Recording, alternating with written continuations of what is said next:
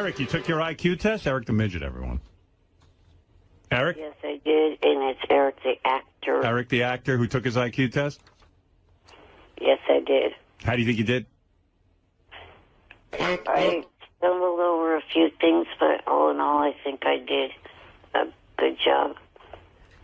Well, we can't wait to hear the results. I'm supposed to hear from the guy at 10 this morning. Yeah, but he's not to give you your result. We're going to do that on the air. We're going to do that on the air. Does he understand that? No, he said he's going to give me the results on the phone. Oh, Gary, God. The guy doesn't understand what he's supposed to do. You know, Eric probably worked on him. Right. Yeah. Gary, if you're not too busy with your book, can you answer me? Excuse me, hold on, Borders. Excuse me, I was just about... on the phone about a guest, for God's sake. Sure you were. I was. A guest for your book signing? Gary, listen to me. Yes. Eric took the IQ test, and his tester is going to give him the results today. What's wrong with that? That's not the case. And the tester knows he's not supposed to. I think Eric is confused. Jason's been dealing with the tester. Can you double check that he doesn't? Make sure, yeah. Yeah, we want to do the big reveal on the air when Eric will find out. Right, Eric? You don't want to find out ahead of time. That'll ruin the whole bit. I want to find out ahead of time. No, because you know if you don't like the results, you'll say to the guy you don't want to be a part of it. Right. Probably nag out of the guy, even though knowing he's not supposed to get them, probably said to the guy, no, you're supposed to give them to me. When are we going to give the results out? Gary, shut the up, face. I did not nag out of the guy to get the results ahead of time. So he just... No one is allowed to get results ahead of time. Well, hold on, Eric. He just offered them up to you without you saying a word. Yes. Don't believe Bull you. crap. I don't believe you. I believe him. But anyway, everybody else is taking their test next week, so hopefully by the week after we can do this. All right, yeah. So you got to wait a while. You got to wait a week, Eric. Those are the rules. As put out by the FCC and the government. I don't believe that. I don't want anyone knowing. It's not going to be any fun. Don't call that guy today and bug him. Yeah, I want it to be fun so everyone starts betting and arguing over who won. Like if I have money on you, then people will accuse me of cheating. I don't want that. I want this all on the up and up.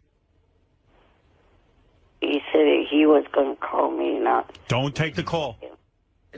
We got to get to that guy. We got to get a hold of that guy. You guys better get on that right away. Eric, don't take that call. It'll ruin it.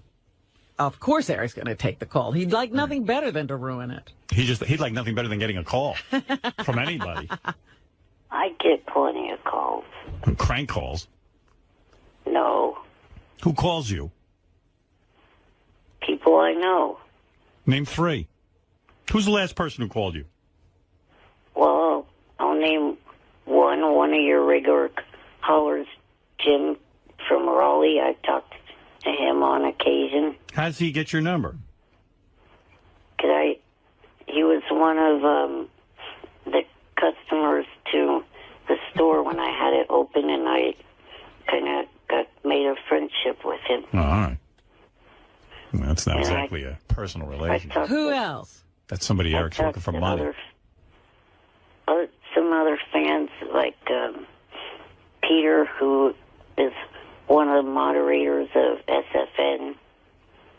I see. Oh, so it's fans. Fans, yeah. And also friends that I know from before I even called into the show.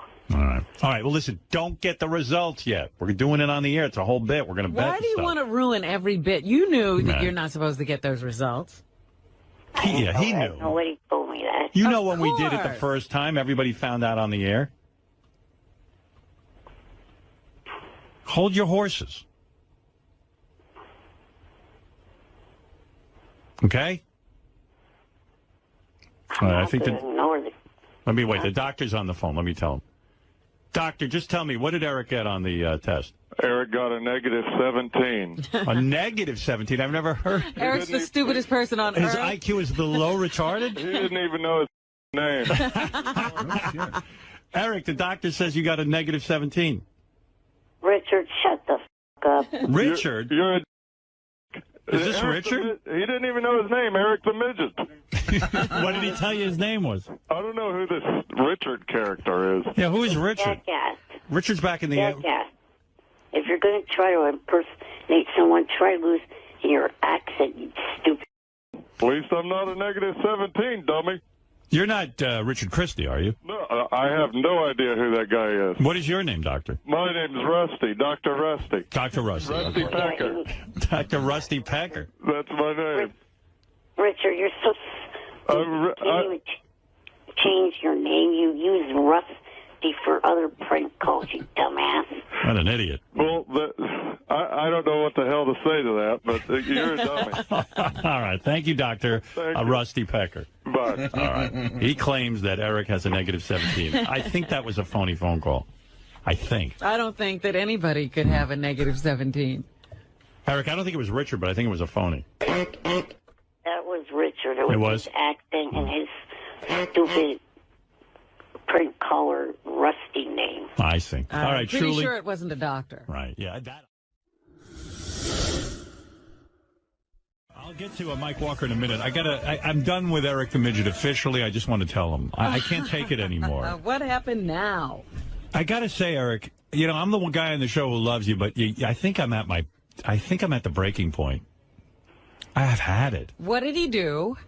Oh, he's such a pain in my ass. Eric, I got everybody here coming to me about you. Let's just forget it.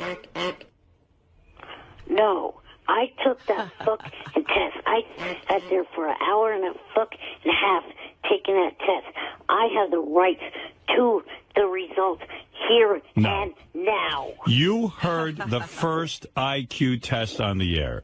I told you, we find out the results on the air. If you can't go along with the game and you're going to ruin it, you just ruin everything. I've tried my hardest to make you part of the crowd.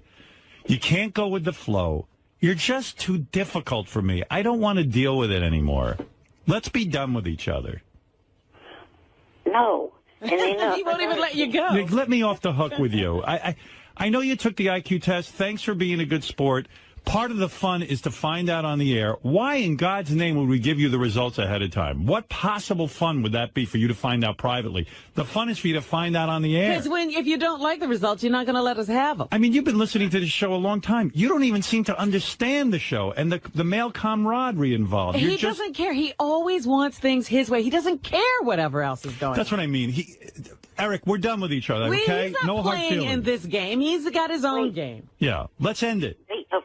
Wait a fucking minute. What also happened to this supposed surprise if I took the test? You won't even want the surprise. You're too difficult. It'll never work out. I had an idea for you. I knew something about Jillian Barbary was going down. I was going to hook you into it. But forget it. You're too difficult. Oh, that was the surprise. I had already known about that. But I was getting you involved, genius. No. Yes. She called me and asked me about you, and I was going to hook you into it. I'm always looking out for you. I'm always trying to get you work. I've had it with you. Jim McClure had already called me a couple of weeks ago. Yeah, because I didn't want you to miss out. This thing was dragging on. I'm always looking out for you. And this is your problem, Howard. I'm done with him. I'm done with him. I'm done with him. He doesn't like this thing you were putting together. It's not a surprise. You weren't doing all that much. I wish your head would really explode. It was a surprise when we first brought it up to you when we tried to get you to do the test. And then we had to let you in on it because you're just a pain in the ass, and we didn't want the time to go by. But then we decided you're too fucking difficult. And by the way, you lied yesterday on the air. I said to you, you browbeat the shrink, didn't you? No, I didn't. You're a liar. How many times did he call the shrink? Not. How many times did he call the shrink? I don't know, Jason. How many times? You've been calling the shrink. You browbeat him when he was there that day. You said, I want my results now. And he said, I'm not supposed to give them to you. And you said, You're mean. You're a little terrorist. A tyrant. You weren't going to sign the paper. Now, how come when we asked you about that yesterday, you just fucking lied about it? He's lying, you fucking ape-face. I did not browbeat that guy. You don't even know when you're browbeating someone. Results. You asked for them. I asked. You're not the situation. You're the bituation. Eric, this is ridiculous. How would it be a bit? Why would we go through the trouble of taking IQ tests for you to find out ahead of time? You know what? At this point, I don't care what the results are. Bye, faces.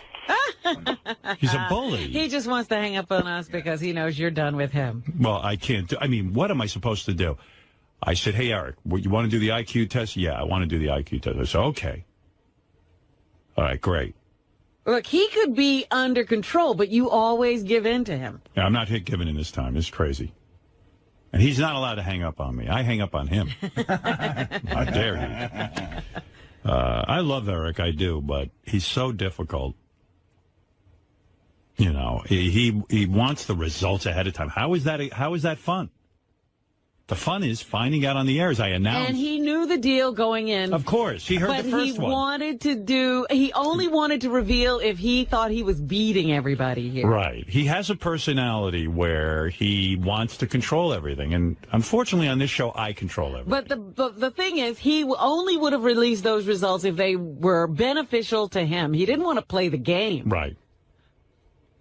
Anyway, so I give up. For those of you who are anxious to have Eric the midget participate, forget it. And Gary, I don't want any results issued to him either. He can't get them, and we won't get them. Oh, no, we get them. But we won't release them. No, I'm not releasing them. We actually have them, Howard, but I don't know. Jason has them. No one else has seen them. And find me a new midget to work with. Well, I think we should do a contest for a new midget. I really do. Yeah. I think we should find a different And I'll person. get him tons of work. You know that there's somebody else already interested in hiring him for something. Well, f*** him. I'm not going to tell him. Don't. You're not to talk to him anymore. I don't talk to him. He yells at me on my voicemail, and then when I talk to him on the air, he calls me an ape-face. You have someone who wants to hire him, right?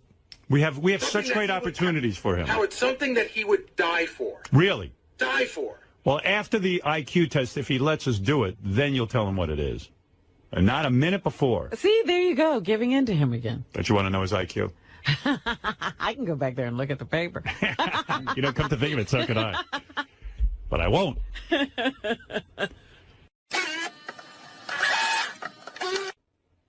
Uh-oh, Jan is on. Eric the Midget's caregiver, defending Eric. Oh, what is he? There's no defense. Hey, Jan, I like Jan.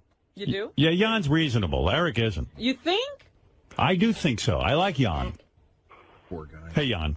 So there's a little problem here. Go ahead, Jan. Either you guys are or this doctor's full of shit. I'm the one that was there. The doctor straight out asked Eric as soon as we got there, do you want the results tomorrow or do you want to wait till you hear them on the Stern Show? Well, I'm imagining all there was to it. I'm imagining, Jan, that the doctor wasn't aware of what we want to do on the air. It's not, Jan, you even know, and explain it to Eric. There's no suspense if Eric finds out ahead of time. The fun is when I reveal who's in first place, who's in last place, and who's in the middle. It doesn't work for me if Eric knows the result ahead of time. Okay, but I'm talking about the doctor. He probably made a mistake saying that to Eric. Lying. Well, he's not lying. He didn't know.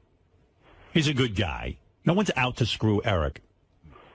I'm trying to give Eric some of the fun, trying to get him in the crowd. He wanted to be a part of this. He's just always so difficult, Jan. Listen, I admire you. I don't know how you take it. I don't know. You deserve a medal. So did the doctor say that Eric browbeated him to get the results or no? I don't know. He said that he did hear from Eric, but listen, that's Gary's interpretation. All I know is, as the guy sitting here hosting this show. Know Gary's a fucking retard anyways. Well, who doesn't know that? First of all, it's not just my interpretation. It's Jason's interpretation. Jason spoke to the doctor, so I'm just sort of funneling it in. Please, I'm talking to Jan, Gary. Well, I can't talk to Eric. I can talk to Jan. I know, but Jan shouldn't take shots at me. I feel bad for him that that's his lot in life. He's going to watch that little shrimp. Well, Jan has a tough job. There's no question. Yes, but don't take it out of me. Anyway, Jan. So what is Jan calling to say? Hey, yeah, Jan, what are you saying? If I'm trying to say if that's what the freaking doctor's saying, it's a bunch of anyways. Well, I'm just telling you, the but doctor... the way the contest goes is we reveal the results on the air, and they shouldn't go to Eric first. Now, Eric is almost demanding them first. Hey, Jan, the doctor doesn't work for our show, so he doesn't really know what's going on. He was just trying to be a nice guy, but it doesn't work for us if Eric knows the results ahead of time. What fun is that? All right. Well, I'll go ahead and write back. I'm right back. I'll call back when the results come back. because there's some things I wonder about the test anyways. Well, anyway, tell Eric, if he doesn't want to play the game the way we have it set up, then just let's forget everything. I don't care anymore. He's I don't know about you, but he's eating my kishkas out. And I don't know how you take care of it. I mean, it's like American Idol. You know how they don't give the results out ahead of time? Yeah. I mean, Eric understands American Idol. Imagine if American Idol told the contestants the results ahead of time. You wouldn't have a show. Yeah. It doesn't make sense, right? He was just going by what the doctor said. I know, but the doctor doesn't know. He's not part of the American Idol show. You know what I'm saying? He doesn't understand. He's just trying to be a nice guy. Okay. I thought it would have been fun. How could you have American Idol if they know the results ahead of time? All right. Well, the doctor shouldn't. If the doctor's lying about what Eric did to try to get the results, He's not lying at all. He's just an innocent guy who administers IQ tests. He's a nice guy. This doesn't have to be this way. Eric understands American Idol. Jan, do me a favor. Explain to Eric it's like American Idol. And believe me, if he gives you a hard time, you got a hard enough life with him. Then just give it up. Forget it. What can we do with this guy? All right, but You understand what I'm saying? Yeah, we'll see when the IQ test comes in what's going on there. Yeah, I listen, Jan, I can't deal with this guy anymore. This Eric the Midget. You got to deal with him. You're the only one who can talk to him. You're the only one talking to this guy. All right. All right. Well, we'll see what happens when it comes out. All right, let me know, Jan. All right. Later. That's Jan, who has the incredible task of taking care of Eric the Midget. He's my only lifeline to that midget. I can't deal with Eric anymore. Jan's the only one I can deal with. I think he has a very tough job. Yeah. See ever. I mean, but if I'm right about this, Jan will make this all better.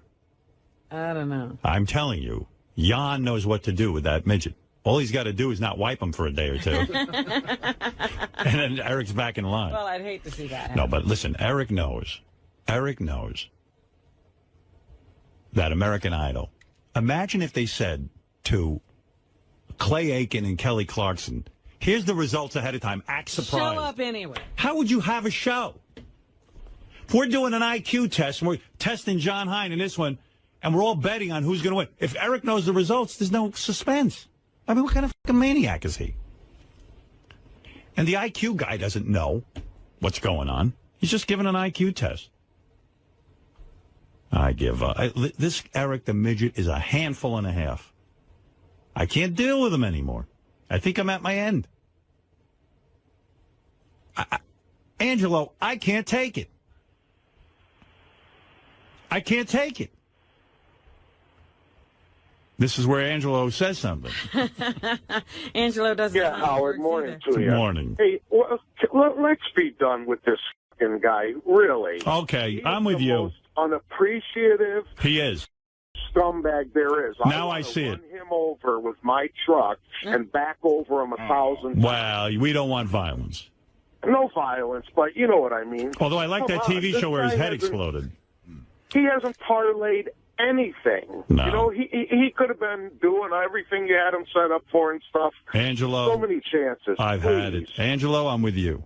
You don't have to talk. I love you. You don't have to talk sense to me anymore. I'm one of the converted. How about Monday? Can we please give me your word? Let's have one show before you leave, if you're going to leave, that's Eric free. Eric free. Okay, you got it. No Eric the Midget on Monday. I see Eric the Midget on the phone. I'm just dying Wait a to minute, talk. aren't you done with him? Yeah, I'm so done with him. I can't even tell you. You know, hey, Eric, I got to interview someone, and I'll talk to you later in more depth because I really want to explain to you why I'm done with you, and I really am done with you. This guy heard the bit on the air, the IQ test bit, the first time. He knows exactly how it works. Excuse me. He knew exactly. No, I did not. You don't? You don't listen to the show every day? I was up in Vancouver. Oh, I Well, see. we still told you weren't supposed to get the results. We would announce them on the air. Anyway, you can have Eric. You can have the results. You're no longer on the show, and I'm not kidding this time. I'm done with you because you know it's like American Idol. We don't tell people ahead of time what they got on the IQ test. You find out on the air, and we all bet and stuff. And it's fun. And then you argue with all the guys. And you go, I'm going to beat you, and I'm going to beat you. And then I go, Eric, do you think you're going to beat JD? And you go, yeah, I'll probably beat him. I mean, come on. You know the drill. You know the show. I don't see the issue of me having... Eric, here's the issue. We don't care. Here's the issue. You ready? We've done this bit a billion times now. Everybody went in. Gary said this on the wrap-up show. It was beautiful. He goes, everybody went in, took the test, and then came on the air. Nobody had a problem. Nobody had a problem. The one guy who has a problem is Eric the Midget. Yeah, always. And I always assumed Eric was, like, not really that much of a... Oh, no. I don't really know did. how you could have missed it. I'm the only one missing it, but I get it now. You're a major pain in the... I think because of your condition, you've never been socialized, you've never hung out with people. I don't know what your deal is. I have hung out with plenty of people, you and big nose asswipe. Yeah, you see what I mean? Howard, do you really think it has anything to do with like his condition or anything like that? I don't know. I think he's just a malcontent. I mean, there've been other midgets that I've seen on the internet. Everybody I know went in, took the IQ test, came on the air, and found out their results. He is on the internet. I'm not participating in this. They lie to me. It's always a problem with this guy. There hasn't been one thing that's gone smoothly. Not Ever. one thing I involved In this how guy. many years? And I'm done getting him jobs. I'm done with him. Look We're how done. difficult he made it for you when you tried to get him in touch with that guy from ABC. Oh, my God. I mean, that is like a monumental I could thing. put up with everything, but you know what it is? This bit cost us a lot of money. Yeah. It's a major pain in the ass to find testers who will do the test. And who are he's in a legitimate. remote, he's not in the general vicinity. You got to do Yeah. something special to get the tester to him. I went out of my way. I'm done. I am so done with you. I can't even begin to tell you. I'm glad your eyes are finally open. Finally and not open. that I don't like Eric, but you shouldn't put up with his BS. No, I won't. You wasted our He money. gets rewarded for it. It's only made him worse. You waste our money. You waste our time. I'm done. And by the way, the fans have all written in and said, Howard, thank you. Howard, it's about time you dump this Eric, the midget. He's so fucking ungrateful. Get rid of Eric. Here's another one. Greatest day in show history. I'm so happy that all ties have ended with ETM. Please keep your word, Howard. And I will keep my word. I'm done. When I'm done, I'm done. You know that. When I was done with Jackie, I was done. Yeah. Eric's the same way. I like the guy personally. I don't know why. I know a lot of people don't. I've tried. I've bent over backwards. Eric's on the internet saying laws have been broken. You're not supposed to give. He has to give me my results. This is medical information. I go, oh, my God. I'm done with this guy. Goodbye. He's just one big troublemaker. You want the results? You can have the results, Eric. I don't give a them. I don't want to know your fucking IQ. I don't want to announce it on the air, and I don't want you part of my show anymore. I'm done, okay? So let's say our goodbyes. You want something to say? Go ahead. Now's your chance. This is your last words. If you fuckers, your audience, want me to start respecting you, you start respecting me. F you.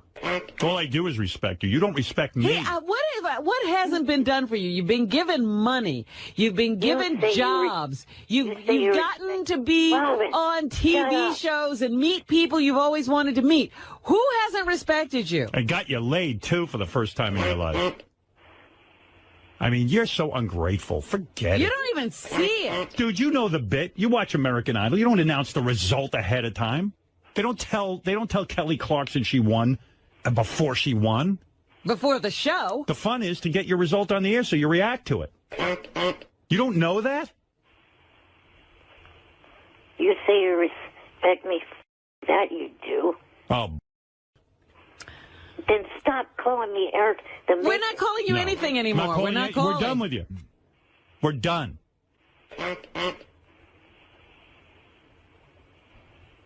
So you don't even have to suffer that indignity anymore. And Gary can get you the result of your IQ test. You can have it. I don't care. I don't want to know your IQ. Sit there with them and enjoy them. Yeah, I'm trying to do something here on the air and try to make it fun, and you're just ruining it. And I wasted all my time testing you. I don't know why I bother with you. You know how we do things.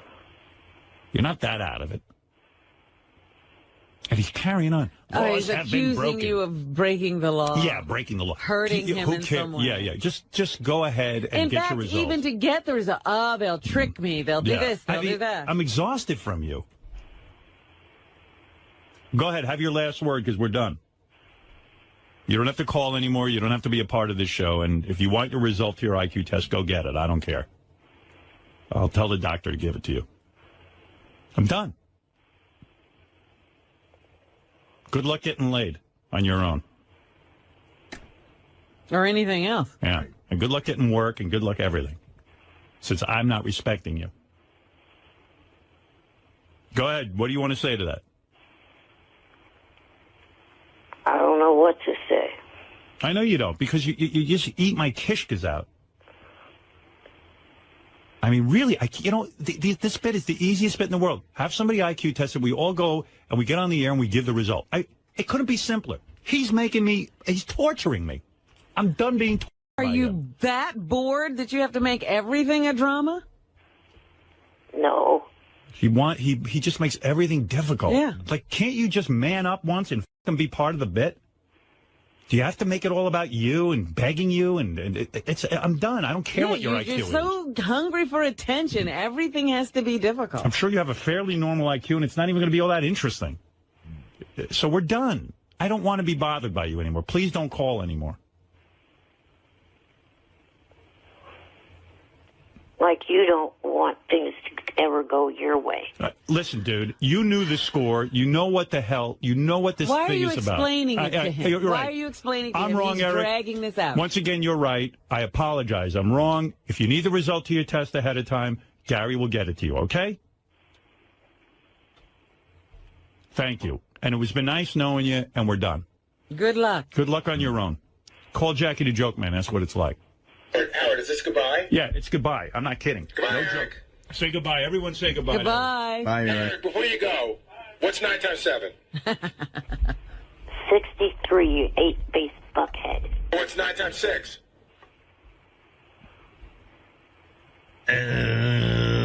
54. What? Shut up. What is it? 54. He's got help going on. Yeah, got a yeah. calculator. Somebody did it for him. There's no one here helping me. So you have it written I don't down. have Well, anyway, goodbye. I got a woman here who's going calculator to... turned on or anything. Yeah, anyway, nice knowing you, Eric. Nice. Thanks for being part of the show. I'm sorry this bit had to go so... I'm sorry every bit is so rough for you. I don't know. I don't even understand what it is you're complaining about. You know the show. You know how we do things. You could be a little bit easy and work with us. But you're just eating my heart out. And I don't have time for it. I'm done. I like you. You're a nice guy. We just don't see eye to eye on things, and I can't keep going through this. Thank you for being a part of the show, and good luck with the rest of your life. We are done. And you've gotten enough out of this show that I'm sure you can continue your career on your own. The other reason why I wanted Goodbye. ahead of time was because I didn't want the stress of sitting here for weeks wondering. That is the point of the bit. Eric, that's the whole point of doing this. Yes, but you're talking about you guys have normal health.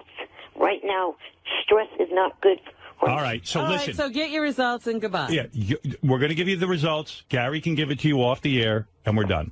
Okay? Because you shouldn't be dealing with us if we stress you out. Yeah, I don't want you having any stress. I want you to live a long, happy life.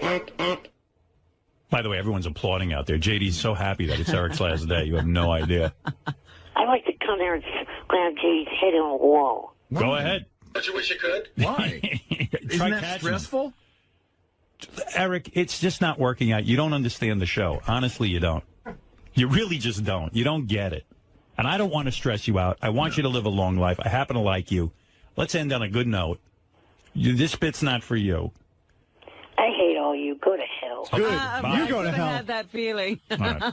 Hang up on him, please. No, I'm saying goodbye nice. No. He hung up on me. Good. Yeah, He's a just said douchebag. his F you, final Eric. words were, No, I mean- hate all of you, go to hell. I like Eric, but I just cannot put up with this. I mean, we went through all the trouble of getting him to do this, and now it's again a problem. And believe me, we explained to him that we would have the results Right. released on the air. Right. He didn't have to have heard it before. He knew he wasn't supposed to get the results.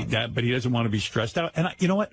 I don't know Eric's medical condition, and I respect that. If it's stressing him out not to know his IQ, then he shouldn't participate. He shouldn't have participated in the beginning. Yeah. But if it is stressing him out, Gary, give him his result and don't take any more calls. I don't want him stressed out. I certainly don't want his health being affected by me. By this show. That's right. All right. Thank you. Ridiculous. Yes, JD, you want to add something? I just don't. Oh, sorry. Go ahead. Yes. I just don't understand how you can like him.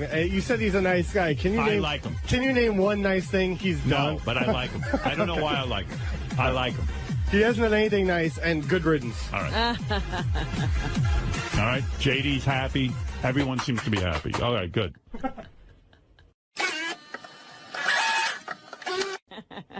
I see Eric's already back on the phone, but I'm done. Eric, how am I going to end this with you? You can't keep calling back. We're done. Excuse the out of me trying to keep myself in a time frame of having to have the heart surgery done in 3 to 4 years instead of having it done tomorrow. Well, why are you on the phone? Isn't this stressful for you? Mm-hmm. Yeah, we should be done with each other. I don't want to be your stress. Hey, Howard. Yeah. Eric, I'm serious. Don't yell at me. I want to ask you a question.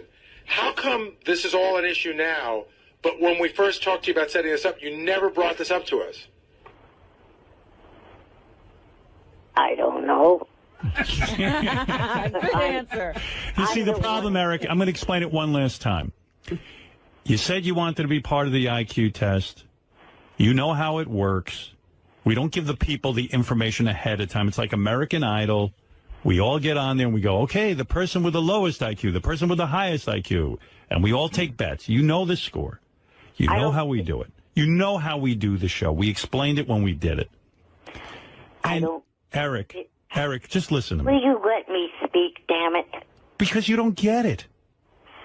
I don't get the harm in each person knowing their individual IQ score. Nobody asked you if you understood. Because, number one, I don't want the information getting out. Number two, I want to bet on it. I want to have fun with it. And it's the idea of the surprise to even the person. The day of the event, I want to say to you, Eric, do you think you beat Scott DePace? Do you think? And you'll know already. It's not going to work for me. And this was the bit from the beginning. I never would have asked you to do it. I was the one that prompted you assholes to do this by challenging. Okay. Listen, Eric, you're absolutely right. I'm wrong. We're done with each other. Don't call in anymore. I don't want to speak to you.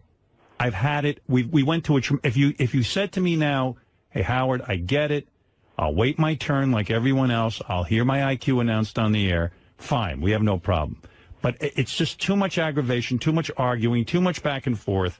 It costs us a lot of money. And you know what? You're right. If your health is going to be disturbed by not knowing your IQ ahead of time, then by all means, go get your IQ and be done with us. Now, what's it going to be? I guess I'm going to get it and not. Good. All right. So go get your IQ. He's going to go get his IQ. Okay. So go get it and see it and have a nice life. And trust me, the day you hear that IQ, don't ever call here again because I'm never picking up. Just know it. You wasted our time. You knew the bit. And wasted our money. And you're the only person that we've done this bit now, and you're the only person that's a problem. Jeff the Drunk's not a problem. Wendy the Retard's not a problem. You're the problem. You always have a problem. You can't just simply do it and not be a pain in the ass. High Pitch Eric wasn't a problem. Stress. We get stressed out dealing with you. High Pitch Eric took the test, and we don't hear from him since. You're the only one. Do you see a pattern? No. No. Oh. Okay. Well, that's what I thought. And I was out of town the first time you did this. Very good. I did not hear how. We told you the rules. And we're leaving out the part also where, forget that whether you heard it on the show, Jason explained it all to you in advance as well. Yeah. So stop lying to us that you didn't know. Yeah, stop that. That's ridiculous. Of course you know. I'm not lying to you. All right. Whatever. Anyway, Eric, great knowing you. Enjoy your life. I'm sure other people are going to do what we do for you. I'm sure that you're going to have lots of TV offers. I'm sure you're going to have all kinds of exciting things in the future. I'm sure other people are going to send you to the Bunny Ranch. I'm sure everyone's going to... you won't be sitting there looking at the wall. I'm sure everyone's going to introduce you to whatever that name of that girl is from American Idol. I'm sure all this will happen for you. I'm sure all your dreams will come true. Nice knowing you. someone did email me on Facebook, asked me if I'd call into a show that they Good. work for. Good. Excellent. Go All right, ahead. so you're all set. O&A. Good. Go on. All set. Asses. Go ahead. Go ahead. I wish you well. Let them deal with you. Right. They're much better at dealing with you than I am.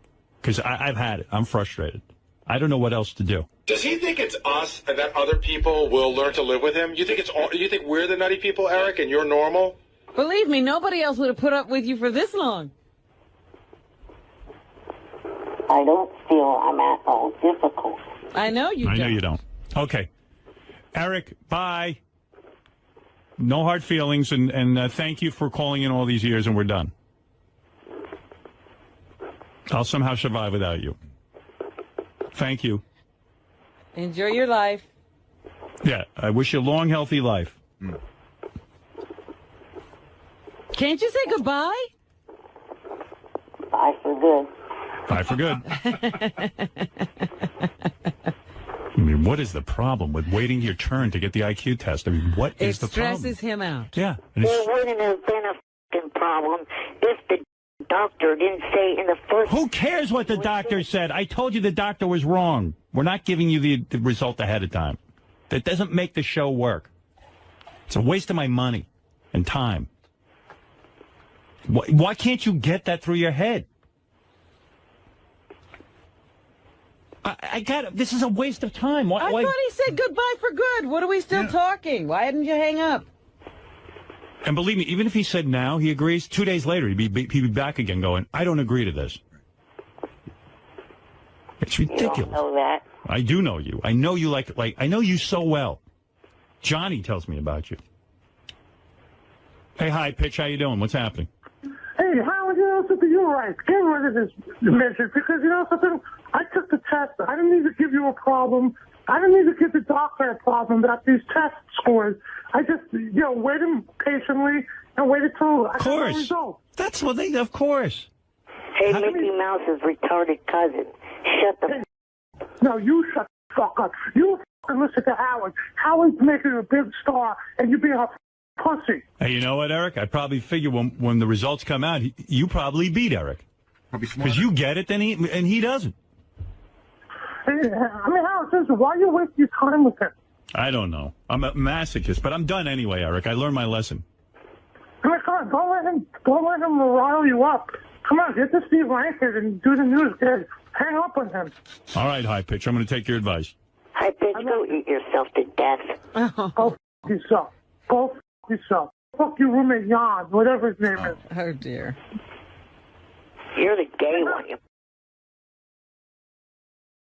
You're evil. You're an evil little... All right. You guys done? No, not yet. Eric, take the IQ test. He took it already. It's okay. I don't want. Done. We're not I don't need him doing as a that. part of it. It's fine. Oh, and he's the one that's going to beat me when he thinks I haven't even taken it? All I know is you're. Listen, Eric, why do you have Howard results when it happens? Because Eric wants to be different from everyone, High Pitch. When he's retarded. If he doesn't want his test results revealed on the show, he's retarded. All right. Thank you, High Pitch.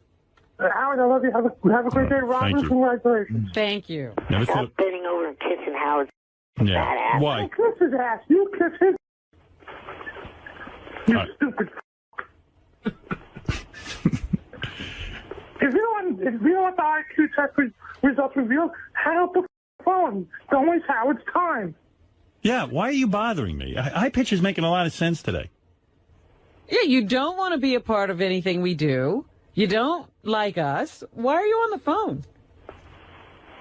I mean, how would Gary treat you like gold and give him a hard time? Oh, yeah, calling me shrimp on air is treating me like gold. Like that ape face did last week. Call me ape face. I got to fight back. Howard, I mean, come on, Eric. Since you've been on the show, Howard Gary's been so nice to you, and you can't do that. That's all right, Eric. High Pitch, thank you. All right, bye. Bye. Okay, Eric. Nice knowing you. Bye. Bye. Right. We're done. Quit calling me.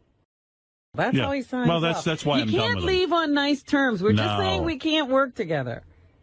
He can't be nice. There's nothing human about him. And he always wants special Fucking treatment. arrogant pricks. You're the one that's arrogant. He just hung up. Yeah, I'm arrogant. Yeah, Matt, go ahead. You're on the air. Yeah, hey, Howard. I think you're handling this just right, Matt. Like, Eric is really not thankful, and that's the only endearing thing about him, really. Right. Is the fact that he'll never say thank you and that he'll never appreciate anything. Can I ask you to extend this ban, though, to Johnny Fratto as well?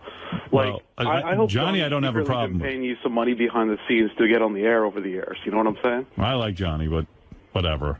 Uh, Anyway, well- I'm done with Eric. I just think he can't do the IQ test because he's going on gay holiday pretty soon. You know what I'm saying? All right. Thanks, Matt. Thanks. Holy mackerel. Eric, the former Stern Show caller, the midget apparently thumbing his little nose at yet another opportunity late last week. Johnny Fratto imploring the tiny terror to take an offer to do a part on a cartoon, but Howard 100 News listening in surreptitiously as Eric the midget offers up his usual outrageous obstructionism. An exasperated Fratto finally asking, do you just want to be a handicapped man in a wheelchair for the rest of your life? All right. Meantime, a well-placed source at Fringe telling Howard 100 News, Eric the Midget continues to call the set in Vancouver, repeatedly sounding very much like someone who wants back on that show. Well, Head was exploded. There's no way of getting back, is there? that's it. I'm pretty sure he's dead. After your head explodes, how do they bring you back? Feedback on Eric the Midget. The controversy continues that Eric the Midget, I think about this guy and all the opportunities that we provide. And also, I know Gary said there was another big opportunity for him. And I don't think it's really asking too much that he wait to hear his IQ during the show. Right. I think that it's pretty obvious that the show would be, we spent a lot of money on this and we'd be ruined if we gave him the IQ ahead of time. He refuses to see it that way, and so I'm done. I'm done with Eric. But the feedback continues. He's evil, and that's why I love him. Please don't cut him off. Of course he'd be the one to have a problem. He's a special kind of... Keep him. You ripping on him is like music. But other people don't feel that way. Other people are just fed up with Eric. Yeah, thank God for that ungrateful midget. This is the best day ever that Eric's gone. Thank you so much, Howard, for cutting Eric out of the show.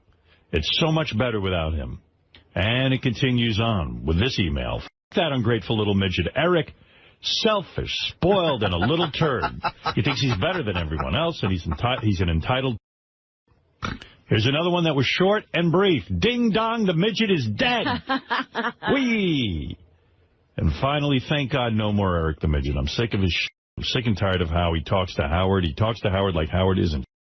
And no one would know who the f*** Eric was if it weren't for Howard. And he owes a lot to Howard. And now he's threatening Howard that he will call Opie and Anthony. What an ungrateful...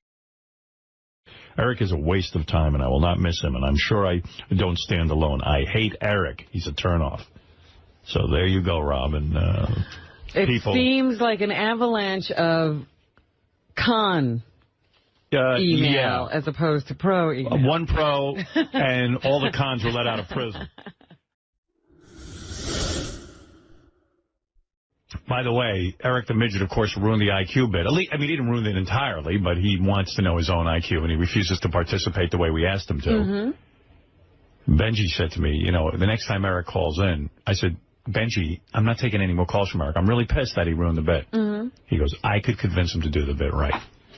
So he claims if Eric calls in that he will convince Eric. Well, is Eric getting the results? Because if he doesn't call in soon, it'll be ruined anyway. Yeah, well, he wants the result. I'll have the doctor give it to him. I don't care. Yeah, but my point is, Benji says he can get Eric to participate, but if Eric already knows the results... Eric, if you're listening, I don't want to... You'll do it tomorrow. I don't want to convince you, but I want to talk to you about it, and that this is the right decision to do it. Yeah, Benji claims he has sort of a kismet with Eric. I like him a lot, and I think he likes me, and I want to talk to him about it. All right. You think you two have a rapport? Yeah. Okay. I'll let you talk to him. One last time. That's it. I'm assuming you want me to do it on air, though, right? I want everything on air. Okay. Riley would be the greatest radio personality ever if he could keep it together. Right. Well, speaking of the greatest radio personality ever, Eric the Midget was at it again. Oh, God. He recorded. He won't call into the show anymore. He's done. And I'm fine with that because I'm done with him. Well, he's only done because you're done. Right. Yeah, exactly. That's like, I quit before you fired me. All right. But I did say if he would participate in the IQ test, all would be forgiven. And I think that's the fair thing for him to do, considering we shelled out money and stuff for him. And not only that, Gary's sitting with some opportunity for him that he won't even call him about. I feel bad. But Eric went on the air to explain himself. He went on YouTube. So I'll play that for you next. Okay. I do have to take a break. We'll be back right after these words.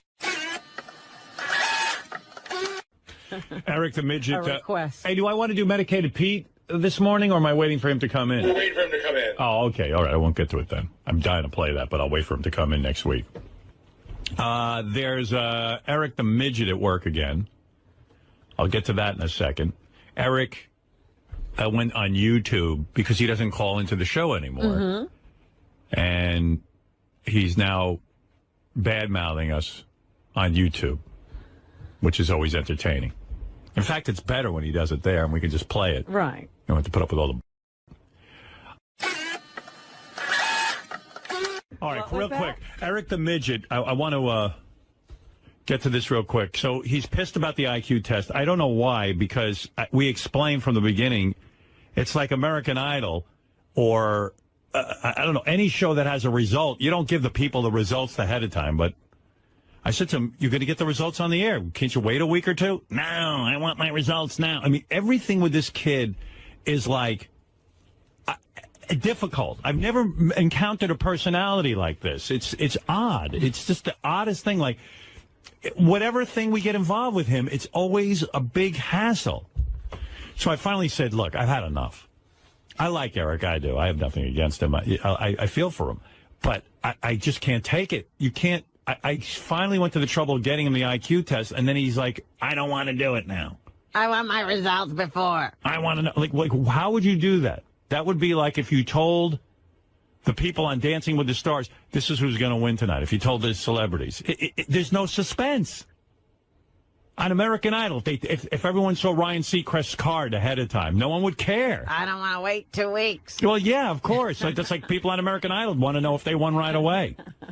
I mean, it makes no sense. But anyway, so Eric and I are now, we had a falling out. You're on the outs. Yeah, and I did mention that Benji felt if Eric called in that he could convince Eric to understand the bit. That's what Benji said. Well, I don't want to talk him into it, but I think it would be to his benefit. Right. Well, let me tell you, already he's lost out not being on our show because Gary says there's a huge opportunity for him that he's not passing on to Eric. He's pissed, too. Is that really true, Gary? Or are you making that up? No, it is. I can tell you what it is if you want. No, because then Eric will know. Okay, yeah, but it's an opportunity that he would love. I mean, I don't even know if it's still on the table because it was a week old. Right. But it's right up his alley. Well, good. I mean, forget him. And by the way, once I stop even playing his YouTube tapes, everyone will forget about him. Well, that's the problem. That's why he always comes back. So he does make the argument in these tapes that he doesn't need us anymore. He's pretty sure he has a career on his own. Oh. All right, so here we go. You know what? I'm really fucking pissed. Oh, that's not the tape. Where's the tape, guys? That's his voicemail. Hold on, I'll get it. 81. Okay, thanks. Here it is. Right. Hello, everybody. I'm making this video to address a couple things. Number one, I heard that they were talking to Benji about talking to me to talk me into participating in the results show for the IQ test. I don't care. I don't care if I talk to Benji or not. He will care. He will care when he stops being noticed. when the stream dries up and there's nobody to interact with. By the way, when he does call, I think I shouldn't take the call. I agree. Absolutely not. I really have to be done with him. Can you resist? I don't know. We'll see what happens. Yeah. Can I tell you, there's something really weird going on with him visually as well, Howard. First of all, his hair's completely white now, right? And he wears dyeing it. And he wears those glasses. And even though he's got a camera where you can see yourself, for some reason, it's only half his head. Right. So you just see just from his nose up. But he looks like Lyndon Johnson when he gave the speech that he was going to run again. He's literally aged 20 years in the last week. I do not want to go back to that overly arrogant-filled show. It's a bunch of arrogant pricks that only care about themselves. Sounds like he's talking about himself. They don't respect anyone other than themselves. And I'm tired of being verbally abused by them. And I'm tired of being verbally abused. Well, I'm tired of being abused by him. Right. Who's more verbally abusive than him? Yeah. By the KISS fans that he has. I've had enough of it. I've had enough of him saying he'll do a bit and then going backpedaling. So I don't feel like talking to Benji. I'm not going to call in to talk to him. He will. Period. You wait and see. He won't even last the last 16 shows without calling them. That's right. No matter how many of you request me to do so, I don't want to participate in any part of that show ever again.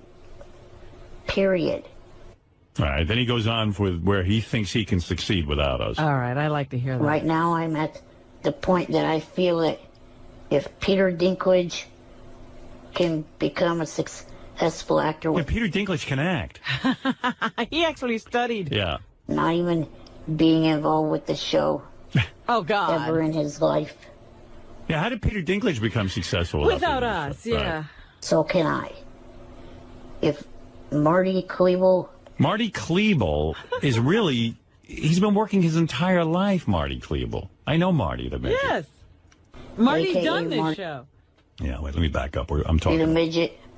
If Marty Klebel, a.k.a. Marty the Midget, can leave the show for whatever reason he left, it was... Marty is better looking and can dance. The terms are bad. And be in a bunch of movies and TV shows, so can I. Good luck. The same goes for the other little actor, Tony Cox. He never had any involvement with the Stern Show, and he appears in TV shows, movies. You know, he just recently he's going to be in an episode of Psyched. And also... First of all, I bet you I know Marty knows what 9 times 7 is, number one. Number two, Marty is a dancer. Marty the Midget. Only that the Roloffs have their reality show without being involved with Stern. The Little Couple, they got that reality show without being involved with Stern. And the guy that plays the chief medical examiner on the original CSI, a double amputee, he never got involved with Stern to get that role. That's right. So I feel I do not have to be involved with the show anymore. Yes, you do. Well, how did you get your roles, though? That was your way. Give it up. I'm done. And everyone in Hollywood says Marty the Midget's easy to work with, which I know because I've had Marty on the show many times. Marty's very cooperative. Marty's easy and fun. Yeah. Well, anyway, there's Eric's response to all of this. As you know, Robin, he is very, very, very irate and angry because we asked him. What is he doing using the midget term? Marty the Midget, he just... Yeah, that's not right. I'm going to get me a new midget for this show. You wait and see. Done with him. Well, I'm going to give you everyone who was in it. I'm going to review the results of the last IQ test. Eric the Midget is not a part of it. I'm sad about that. I wanted him in it. Yeah, that would have been fun. I really think he's being unreasonable. I really do. He has not relented. No, and you know what? He'll get the results for his IQ test privately, and that's it. What is it? I have 11th hour demands. Yeah. We do have a shot at getting it back. But what is he? What's the demand? Let me see. Because I'd like him to participate in this. Well, let's see. Hey, Johnny. They start off okay, and they just get more ridiculous. The whole IQ test thing is driving me nuts. This prick doctor still has not given me my results yet. Yeah. But you want him off the air, and I'm holding out hope that you'll do it on the air and be a mensch because we cost us money and stuff. Yeah, I like a man of his word. Eric's not being a man of his word. I've called the guy twice last week and once this week. I know that they are going to give out the results on air. I was maybe considering making one final appearance to get my results under these terms. One, that during the call, no one at all can call me Eric the Midget. All right, I can work with that. All right, I'll do that, even though I don't like being bullied. Okay. They have to show me respect by calling me Eric the actor. Well, he called Marty a midget. That's true. All right, but up to number 2, I could still work with that. 2, no on the line can get on air. What does that mean? How do you know who's in other words, he doesn't want you to take calls while he's on the line. All right, I can live with that. I can live with that. Well, basically what he means is nobody calling up to say bad things about him. Anybody who was praising him, he'd let through. No, what I'll do is before I take calls, I would hang up on him and say, okay, now you don't have to be on the air, and now we're going to take phone calls. Okay, that I can live with. All right. 3, no 9 times table questions or no 9 times table or math questions for that matter. All right. Okay, I can live with that, right? That's an old bit. We've run that. All right. I would retire for the day. Right. For the day, I'd be willing to do that. 4, they have to agree that this is the end of my time on their show and stop talking about me from now to the end of the show. What do you mean? Oh, in other words, so when he hangs up... We can't talk about him tomorrow or the next day? I thought he meant from now till the show ends forever. Yeah, that's what I'm saying. That's ridiculous. I can't control that. 5, they need to agree to give me money for being a part of all this. No, because first of all, that's called... Now you've pissed me off. Yeah. That's called blackmail. When you agree to do something... And you know what? I'll make it so you get opportunities, and I'll show my appreciation in many ways for being a part of the show and being a good sport. But don't threaten me with give me money or else. And I could easily make that happen, but you should have said that ahead of time, that you demand money for it. But, you know, this whole, I mean, how many TV shows, how many access to things that he really loved doing, the Bunny Ranch visits, he's ungrateful. He's ungrateful. Eric's just being a Class A. You don't do that. I have never wanted to take him and shake him before. Now I can see myself dragging him out of that wheelchair and just shaking him. The 6th and final will be that they tell me what the latest offer for an acting gig is. Yes, I absolutely would have guessed. But we won't help you get it. Well, I will absolutely tell you that because I'm a man of my word, and I told you I would. See, I have no problem keeping my word. That's why I made my argument that I could be Green Lantern, because I am honest to a fault. If I tell you I'll do something, I'll do it. Yes, but you're not. You would have to say, I will not be a superhero in every... Well, that's a different discussion. We know I'm not Green Lantern. If it means my life, I'm not going. Right. I'm not a hero. So, Eric, there's a bunch of these demands I could give into, but... 2 of them I cannot. 2 are non-negotiable. No, you don't ask for money afterwards. That wasn't part of the deal. Well, just call him up and say there is no money in it, and we'll continue to talk about him after he's gone, whenever we want. Right. That's it. But I would comply with the other rules. I'd be willing to do that. Yeah, but time is running out. I hope this was a negotiation, not an ultimatum. Right. But, Eric, if you're listening... we're going to do this bit in about a half hour, so that's about as much time as I can give you on this. And just realize, Eric, if you don't do this today, you'll still have to wait for your results. Right. That's right. So if they've been driving you crazy, it'll continue. Eric, I've received your letter. I would like you to be a part of the IQ test results today. I think it would be the honorable thing to do because you agreed to do it. Your demands, there's 2 I won't agree to. Here's what I see. I'll tell you what. Let me get the list of demands here. Okay, final appearance, get my results under the following terms. Okay, 1, during the call, no one call me Eric the Midget. Okay, I can do that. Okay? All right. No. We have to call you Eric the actor. All right. 2, no one on the line can get on the air while you're on the air. Okay. So while we do the results, I won't put anyone on. I'll hang up on you at some point, and then we'll take phone calls. I'll agree to that. It's a little difficult, but I'll agree to it. 3, no 9 times table, no math whatsoever while you're on. Agreed. I can do that. The 4th one I can't agree to. They have to agree that this is the end of my time on their show and stop talking about me from now to the end of the show. I don't know what that means. I mean, there's no way I can't guarantee that. People are going to call in and talk about you after we do the IQ test. Of course they are, but you don't have to be on the phone for that. From now till December 16th, the end of the show. No, I can't agree to that.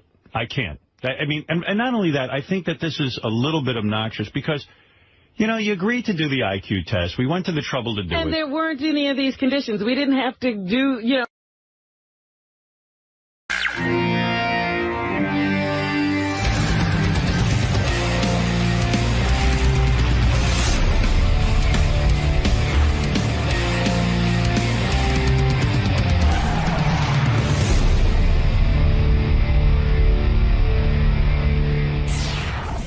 Hi, it's me, Ross Matthews. I cannot believe I'm on Howard TV. I cannot believe I'm on Howard TV. I watch every day, every week. I'm going to be watching myself on repeat. I'm here in the Howard 100 101 compound to promote my book, Man Up. It's really good. Not gonna lie, it's really good. Chelsea Handler wrote the afterword, Gwyneth wrote the foreword. So I'm doing that. I have my talk show coming out in the fall, but honestly, I don't give a shit about me. I am so excited. Ronnie met me at the front door. He was very professional. Gary came and talked to me. Now I'm talking to you.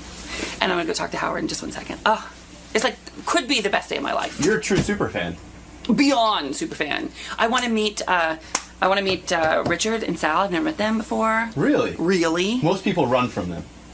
You're ready to do it. Oh no, I want to if they wanted to go grab some brunch right after the show, I would take them out. My treat. You're down. Yeah, I'm more than down. I'm laying flat. I'm in. And who else do I want? I know I've met Lisa G before. Right. I was in Miami once and met Hypish Mike Morales. Who else do I want to meet that's here? John Lieberman. If I met John Lieberman, I'd be dead at 5. Really? Yes. I want to meet John Lieberman. This is a first. I mean, most people shy away from some of the staff here. I like this. I want to know everyone. I like your enthusiasm. Thank you. We'll see you in the studio. Okay, great. I would say have fun, but I know you're going to. You know, I was on once before with Howard, and it went great, but you still get nervous. You know what I mean? Especially when you're a super fan, because it's like crawling inside. You're going into the lines now. Yeah, I'm fine. I'm good. I'll be good. All right, we'll see you inside. Okay. Howard, just a couple things I got from Ross in the green room. Yeah. He's a huge super fan, watches Howard TV. He goes, listen, I don't care. He goes, but I'm not really, he goes, I don't care what Howard calls me, but I'm trying to move away from Ross the intern to be Ross Matthews. He's like Steve. And the thing about, he's got a talk show that's starting in September, half-hour talk show on E. Right. And the only reason with the high-pitched Mike thing why I wanted Will to show you was that Mike was saying he hung out with him in the night and they were up in his penthouse at some hotel, and Mike's angle was sort of like, where is he getting all this money? Like he stays in, like he said he had the whole floor of this hotel. Hey, Ross, first of all, Ross Matthews is here. He doesn't want to be called Ross the intern anymore. I didn't know that. I see. He's got a new book out called Man Up. Funny. Tales of my delusional self-confidence. Do you guys mean confidence? I think we saw it right on the book cover. No, look, it says confidence. On your screen. Hi. Wait, let me see something. Here, look. On the book, it's spelled right. My fucking staff is a bunch of idiots. Hi, guys. Hi, you know what they wrote here? Hi, Fred. Listen to this. My staff writes, Ross Matthews' book, Man Up, Tales of My Delusional Self-Confidence. I think Sal wrote that, right? Yeah, it must be Sal. You know, the last time we had you on, Ross, yes, we got more people, because of your unusual voice. Yeah. People were like, hey, who's that chick who's on? She sounds hot. Yeah. Do you think people jerked it to me? Yeah. Hey, out there.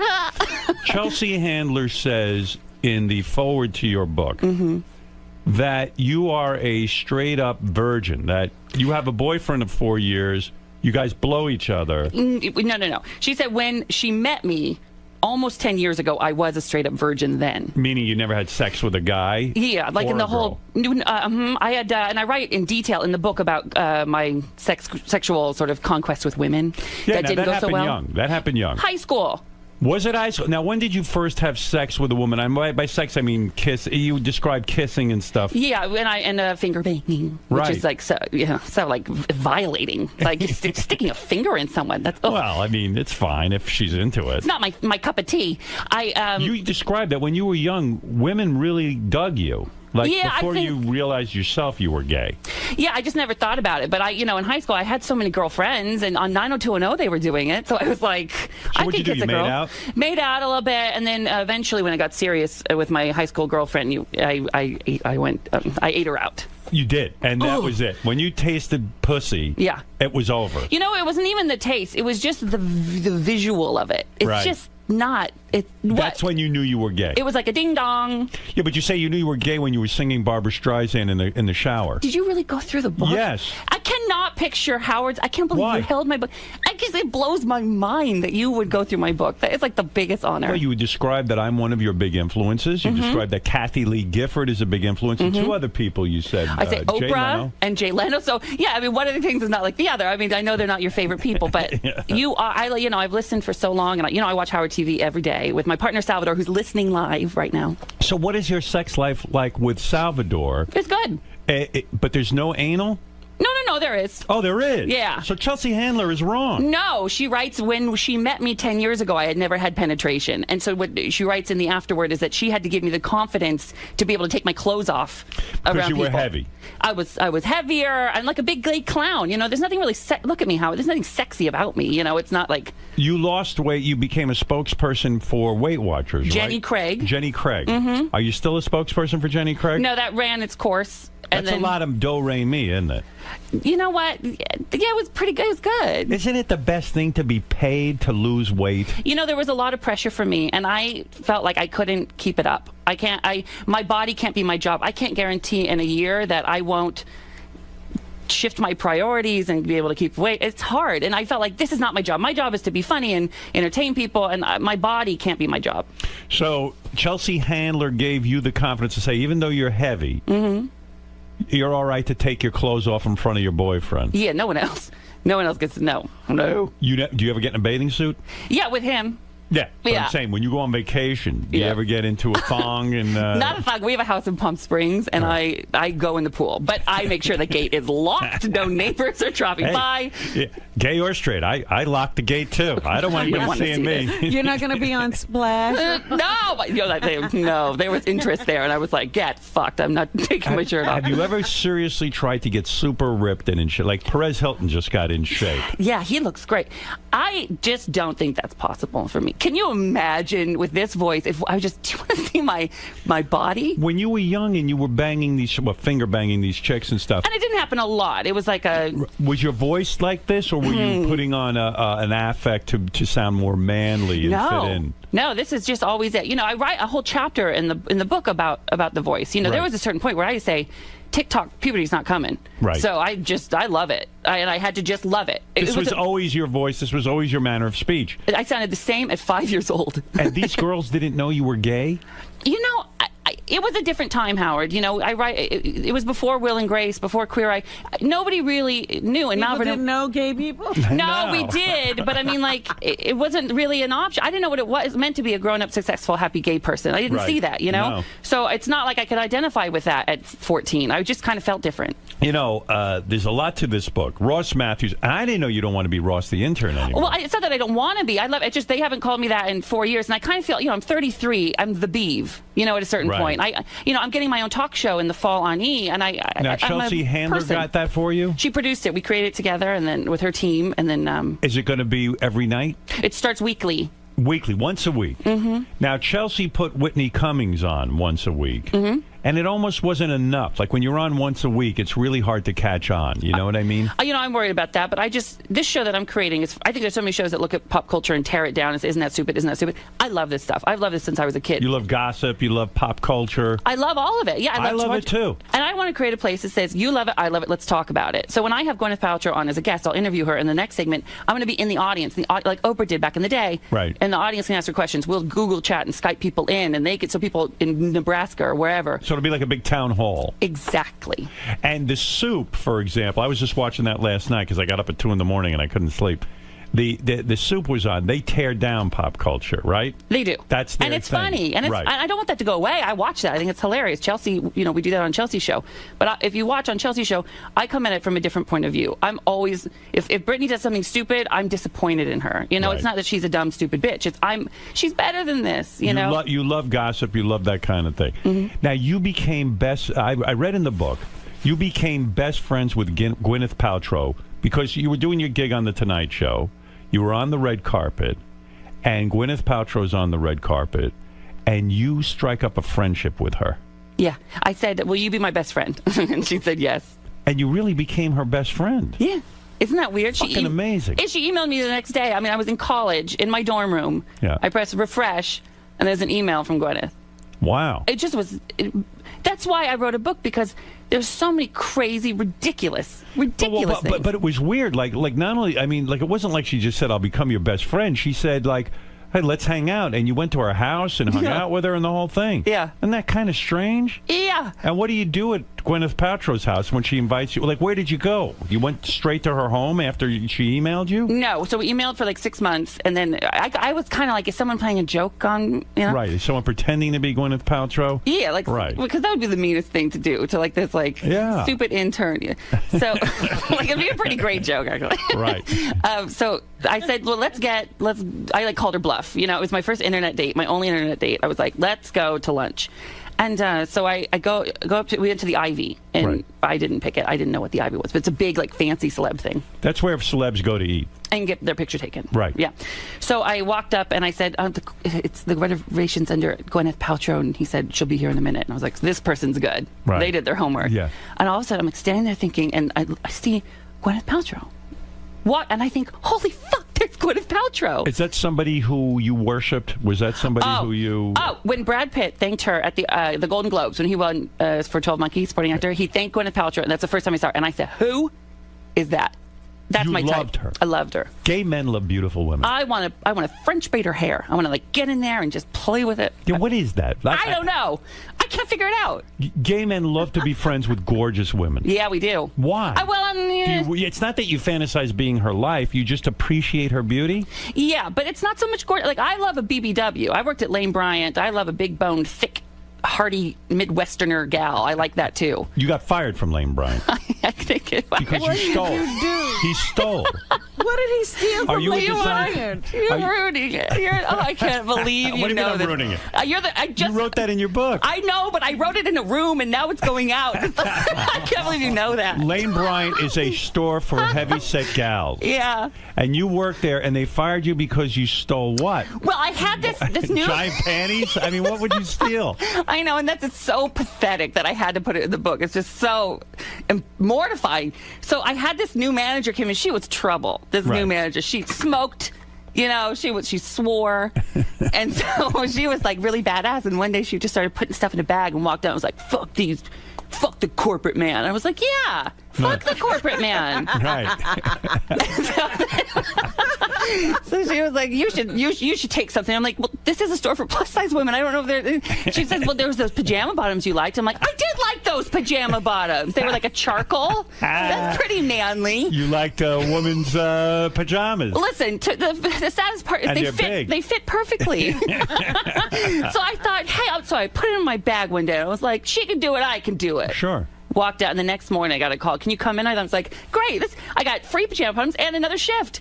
So I walked in, and there was like a bald guy waiting for me. Oh, boy. Yeah, they said we caught you on what, camera? What would you say if we said we had footage of you walking out of here? Oh my God. I squealed like a pig. So that was on your permanent record? They didn't call the police or anything. I just had to bring the pajama pants back. But they took away, like, at that point, like, reached a level of seniority. I had, like, the keychain around my wrist. But did you say to them, hey, that woman stole stuff, too? I didn't squeal, but I know that she got fired. She did, too. I think she got caught. They pressed charges. I think they had, like, they were building a case. Well, she was stealing, like, bags and bags on of a shit. regular basis. I got sucked in. It's like when you drive behind a semi and it just sucks you in. So get back to Gwyneth Paltrow. Okay. In your book. Ross Matthews has written a book called Man Up, Tales of My Delusional Self-Confidence. And you know, Howard, I'm so proud of it. It's really, really funny, this book, and there's stories like that, but there's a thread throughout that, you know, I define man up, really. You were talking about my voice and everything. I define man up as you are what you are, what you are. You got to love what makes you different and celebrate it. If you spend time hating what makes you different, and this is not just a gay story. Right. It's whatever. Your hair color, your skin, your nose, bad teeth, you know? You will just waste so much time. Use it to make you stand out, and things open up for you. Did you ever think you wanted to become a woman? No. No. Because of your voice. No, Did and of people course, ever say to you, "Oh, you must be transgender"? People say that online a lot. That like I'm a post-op or a pre-op, and I have plenty of trans friends. Listen, I'm so okay with myself that if I were trans, I would embrace it. Do you have big balls? No one wants to hear about it, but I'm fine. I'm good. You have big balls. Yeah, it's like all good. Because people assume your voice is in a high register if you're like who's got tiny balls. No. But you have good. big balls. Wow. And big, thick penis. I understand. You've heard. People tell me. No, it's good. It is? You have a big penis. Not like huge. I'm fine. 6 inches? No, yeah, right there. Right? Good. Fabulous. Nobody wants to hear about my penis. Nobody. I've heard 7 inches. You heard that? You must let's go with that. You must have a lot of money, and I'll tell you why. There's a guy who works on my staff. He partied with you in Miami or something one night. Mike, I ran into him. Yeah, high pitch. And I freaked out because, I listen to the show and I love it. Right. I knew exactly who he was. He said you had the entire penthouse floor of this hotel in Miami. It was you and a bunch of dudes all hanging out. I knew you were going to bring this up. This is not the case. It sounds so like... He said you had the whole floor. I mean, that's a very expensive proposition to take out a whole floor. Listen, I don't splurge very much. I come from a really, really... a farm town. My dad was a mechanic. My mom just retired. Okay. I don't spend a lot of money. Right. But I've been working for 12 years, in entertainment business. And I started living in like a 2-bedroom cockroach-infested shithole apartment when I was on Leno, making $300 once a month. I mean, nothing. Right. I remember one time when I first started on Leno, and it's not that they didn't pay me, I just didn't know to ask. Right. When I first started, I was like, I got to get a job. So I went to Starbucks. I brought a resume in to apply at Starbucks. And they go, I love you on the Tonight Show. When I was like, fuck me, I can't. What am I going to do? Yeah. How do you work at Starbucks if you're on the Tonight Show? Exactly. So I was like, back to the drawing board. So I've saved a lot of money. I'm really proud of myself. Are you a millionaire? I think if you add things together, we're close to that. Yeah, I just bought a house, and that's the big level, and then we have that little house in Palm Springs, and I just sold my house and made a lot of money. Where do you make the bulk of your money? Stand up? I don't do stand up. I have like a big overall deal at E. Right. The talk show, if all goes well, I'll be good there. Right. The book, if the book does well, I'll do well. Did you get an advance for the book? I did, but I took a smaller advance, so if it does well, I do well. I believe in it. You should have taken the bigger advance. No, I got a really good deal. Chelsea Handler published it. Oh. And I'll talk to you. She built it. She's like a mogul. She is. What does she do? She sees somebody who's got some talent, and then she gives them a show. She really, not a lot of comics do that. I've been very lucky. Jay Leno has done that for me, where he said, come on my show. Right. There you go. Take 7 minutes and run with it. Right. And Chelsea, saw me and saw that I was becoming very popular on her show. Right. And said, I think you're funny. Let's do something with you. And she lets me guest host her show when she's not there. When's the last time I late night hosted that? That's very generous of her, actually. I'm so fortunate. I love her. Do you hang out with her? Yeah.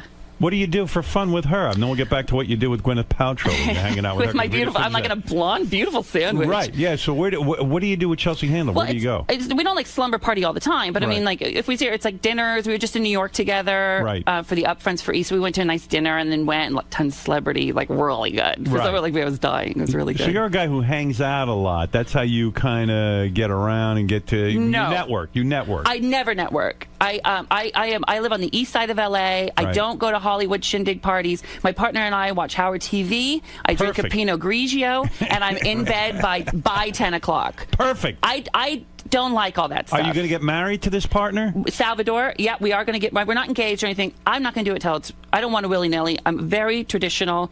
We want kids. I'm not going to do it till I can get married.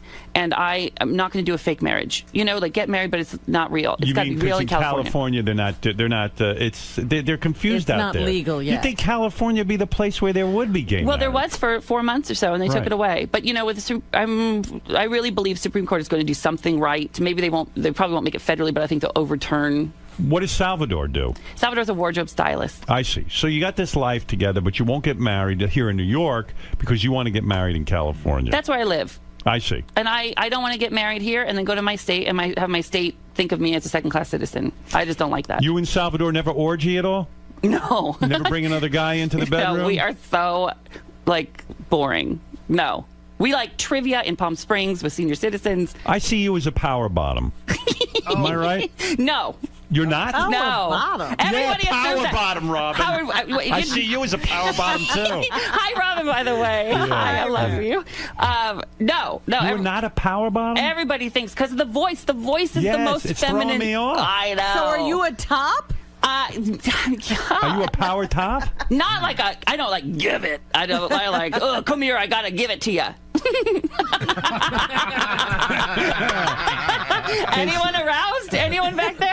a little hard, but not that much. Nothing wrong with that. Man up. So that's right, man up. I like the title of your book. In other words, the definition of a man doesn't have to be one definition. It doesn't have to be John Wayne. It doesn't. And you know what? I am a man. I take care of my family. I work hard. I make my own living. I'm self-made. Right. You know, the cover of the book on purpose was pink balloons, light blue background. It's feminine. It's, I was going to say masculine. Not so much. But I mean, like, it is... There's no way really to define it. And you know what? Mainstream people are taking this message. Just a teeny plug, a teeny. Go ahead. Target. I partnered with Target. There are 8,500 signed copies. I signed 8,500 copies with a Target bonus chapter, and it's available in all Targets. There's a limited amount of those, but the book is available. A mainstream store is partnering with me with this kind of message because it is a universal message to man up. I'm proud of you. That is good because Target and all these conservative companies, if they're getting on board, that's good. It'll make the gay image more mainstream and more acceptable, and then everyone will be happy, and no one will have to fucking hide in a closet. And I'm really proud of and not to my tutor, but I'm really proud of the kind of gay person I am because, and not that I'm proud of all gay people. You're proud of yourself. You don't hide it. Exactly. You're not looking to trick some woman into bed and live a closeted life. And I want a monogamous life with my partner, with kids, and grown up, and not apologizing. I never apologized one time in this book. And I think... So you're telling me, according to what Chelsea Handler's saying... What? How old were you when she met you? I was probably 24, 25. 24, you had never fucked anything. Anything. You had never even gotten a blowjob from a guy. No, that. But just you'd like, done. yeah, okay. But you'd never entered a man, and a man never entered you at 24. So Salvador was the first guy to enter you? Yeah, I mostly don't do that, but we have done that. You have done it. So Salvador. Yeah. Hey, Sal. He's listening. Yes, Salvador. Sal opened up the back door. Oh, man. It didn't go great. It didn't. I don't... Duty. Right? You cannot point at me and say duty like that. No duty. When you say it didn't go great, what went wrong? No, it's, imagine that. It takes a second. You got to work things out. He didn't ease in. No, it doesn't feel great at first. You got to It's tough. And why are we What? Anal? Everyone's obsessed with anal. Everyone. Get Ronnie in here. Ronnie loves anal. He loves anal. Ronnie knows how to get it done. He watched a lot of porn and he learned. He knows. You got to ease it in, he says. I don't watch a lot of porn because I get obsessed with it. I'm like, I saw that comforter at Crate and Barrel. I get You know what distracted. it is? You're a romantic. Ding dong. You don't even like to think about sex. Now are you totally nude in front of Salvador? Oh, or yeah. You take your clothes off? Come and get it. Right. Look at this. Is Salvador overweight? No. Is he a twink? I'm so proud of you. Is he a twink? Yeah, I think he's thin and he's lean. He's tall. He's a little taller than me. He's a twink. He's very gorgeous. That's your thing. You know who we love? Who? Salvador is obsessed with Beth, and we've never met her. Well, of course, everyone loves Beth. Look, there's my Salvador. Oh, yeah. Yeah. Anyway, so please tell her we said he's hi. a power top, this guy. Oh, he's a power top. Absolutely. And he might be cool. You mix and match things. You just, whatever works. Now, how are your parents with all of this, with Salvador and everything? The old man into it? My dad died about 10 years ago. Oh. Right? Yeah, so You described when you were young, your dad would take you hunting. Do you think he was trying to macho you up? No, I think he was trying to expose me to it. The last chapter in the book Duck hunting. Duck hunting. That didn't go well. You said you sat there and read romance novels. I know. I read Little House on the Prairie. Oh. So your dad takes you for a manly day of duck hunting. And I'm reading about Half Pint and Nellie Olson. Now, the old man must have been like, hey, dude, pick up that gun and shoot something. Kill something. Yeah, and I did. But, Do you think he was trying to make you into a heterosexual? Do you think he had some sense that you might be gay and he was trying to make you manly, quote unquote? He might have had a clue. He might have had a clue. But, we did, before he died, we were out, we were celebrating. He never met Salvador, sadly, but we have a wonderful relationship. He was cool with everything. He was great. Great. He defended me to a friend. You read about it in the last chapter of the book. I put that chapter last on purpose. Yeah, what did he say to that friend? He just said, yep. Yeah. And we know what yep means, Yeah. Mm-hmm, he defended me. My mother I talk to her 8 times a day. You got to support her? No. She's retired. She's built in. She's great. Perfect. She's wonderful. And she's not a burden to you. Nobody's a burden. Nobody's a burden. Oh, yes, they are. Nobody's a burden to me yet. No. Right. And I don't think I could support. I'm not that rich. Get back to Gwyneth Paltrow for a second. Oh, gladly. So you meet her on the red carpet. I want to understand how you do this, because I'm the worst at networking and sort of being friends with famous people. I'm not good at it. I was on The Tonight Show a couple months at this point. I wasn't networking. This is not schmoozing to get an Oscar-winning best friend. This is, I love this woman. Tonight Show sent you out to the red carpet, and there's Gwyneth Paltrow. You get the email from her. She becomes your friend, and then you decide to go to the Ivy for dinner. Yeah, and so she shows up, and we had been emailing like literally for 6 months. Right. And all of a sudden, like, it hit me, like, fucking Gwyneth Paltrow. This was a sign that you had made it. No. It was just that she was there. It was just so beyond. I was still that. Were you nervous? Yeah. So I told her, I said, I'm really nervous. And she grabbed my hand. She goes, why? And I was like, you're Gwyneth Paltrow. She said, give it 10 minutes. You'll be over it. And I was. And like ever since then. And you two sit and gossip and talk about what's going on in Hollywood. Not pop really culture. Hollywood, but my father was ill. Her father was ill. I didn't really know anyone else who was going through that at the time. I see. And that really So that's what bonded you. Mm-hmm. But yet, she was cruel. She says to you, she takes a look at your belly and points at it and says... She said that one time, you know. She pointed at your belly and she said, what's going on there? Now you read that. She said, what's going on there? See how that's different? Yeah. Well, she knew what does she mean by that? Well, I had put on weight. Right. And, she was right. And so I lost some weight. See, I think that's a loving thing to do. People would say it's cruel. It's not. But I think it's kind of nice to say to somebody who might be having trouble with their weight, hey, what's going on there? And the way she did it, she followed it up with, like, I love you. I just want you to stay around forever. What's going on there? Did that inspire you to lose? Yeah. It did? Well, yeah. I mean, it's nice to hear that. So you go over to her house?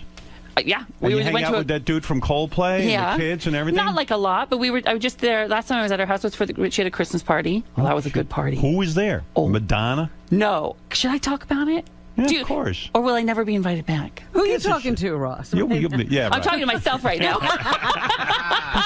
He's talking to his inner publicist. You caught me, Robin. So when you go there, it's a lot of celebrities? It was like the governor's ball at the Oscars. Honestly, I was counting the Oscars in each room. What do you wear to the party? Did you wear, I know. Did you dress up with a bow tie and a... No, Salvador did. I wore a velvet charcoal gray jacket. I can't believe I remember what I wore.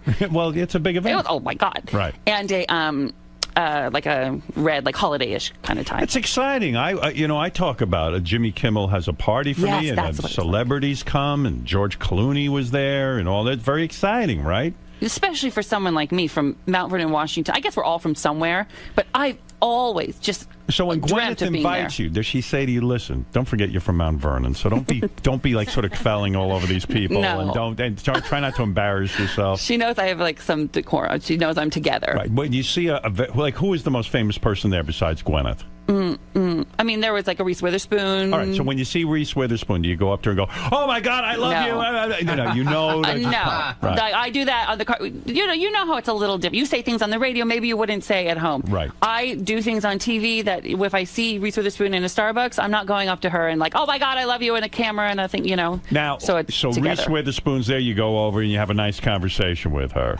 Yeah, it was very nice. We talked, and we had met before, but I was like, it was nice. We got to sit by the fire and chat. Now, you love pop culture. Do you, like everyone else, did you go on the internet and watch Reese being arrested and yelling at the cop? She's a lovely girl who's been always nice to me, but I watched it like 4 times. Yes. I think I watched it 10 times. I mean, it's the greatest piece of tape ever. You got to separate. There's the pop culture and the people, and like you have to find that balance. If you get to know them, Now, what do you think of Gwyneth Paltrow's problems? A lot of people are rebelling. They're for some reason. What is this backlash? There's a backlash. They named her the most beautiful woman in the world.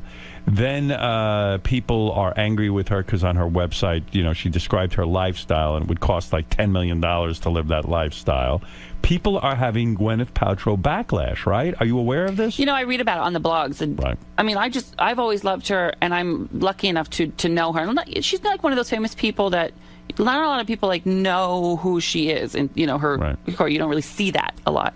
And she's a really good girl, a really good, sweet Sweet, sweet. When you go over her house, is she ever in a bikini or anything? No, I've never seen her in a bikini. No one ever goes to the pool and hang out? Where do you hang out? People don't invite me to pools. They No one wants to see me by a pool. No one wants to see you by a pool. Then he have to get into a suit, right? They invite me to Christmas parties where you can cover up. We can eat. We can eat. Oh, the food was ridiculous. Now, are you heavy right now, would you say? I would like to lose 20. Yeah, I'm not my heaviest by any means. What are you eating that's putting the weight on? You know what happened is, right now, I planted the seeds about 8 months ago, writing a book, creating the show. I'm working on my process. Too busy. And it's like, it's hibernating. You're just in this room working. I'm not going to the gym. You're I'm eating what's available. I'm reaping the benefits now. I mean, the show is coming out. The book is here. Yes. But I didn't get to focus on my health. What about getting one of these desks where you have to stand up and you put a treadmill right under the desk? Sounds like an asshole kind of desk. I don't want that. You don't want an asshole desk. That's an asshole desk. Can you imagine? Oh, yeah. Checking your email and huffing and puffing. Get fucked. Too much. So when you get your life back in order, you'll hit the gym and you'll do the whole thing. I know that I've got this. I mean, I did have to go shopping for some new clothes, but it's just you're living. Not at Lane Bryant, I hope. No, I wouldn't show my. There's a picture of me there. Well, Ross, listen, don't call him Ross the intern anymore. You can call me whatever you want. No, Howard. don't call him Ross the intern anymore. It's Ross Matthews. The book is Man Up. Tales of My Delusional Self-Confidence. And don't miss Ross doing stand-up. Well, it's like a show. You're like Liza with a Z. This is Ross with an S. Okay. What do you mean? I do. Well, Liza sang. What do you do? Well, I'll sing if you ask me. But I come out there. I do pop culture stuff at the beginning. I bring some of the stories in the book to life. I tell stories that aren't in the book. Really funny stuff. Right. I go play a game show with the audience. I'm in the audience for Q&A, and then I stay and sign every last book. Are you nervous up on stage? Not nervous. This is the first time I've done a show like this, and I'm working on it, memorizing it. But it's funny. I'm proud of it. I'm not nervous. Right. And when you plan a show like this, does somebody give you feedback to make sure that it's funny, to make sure that it's good? Did you workshop this? You work it out?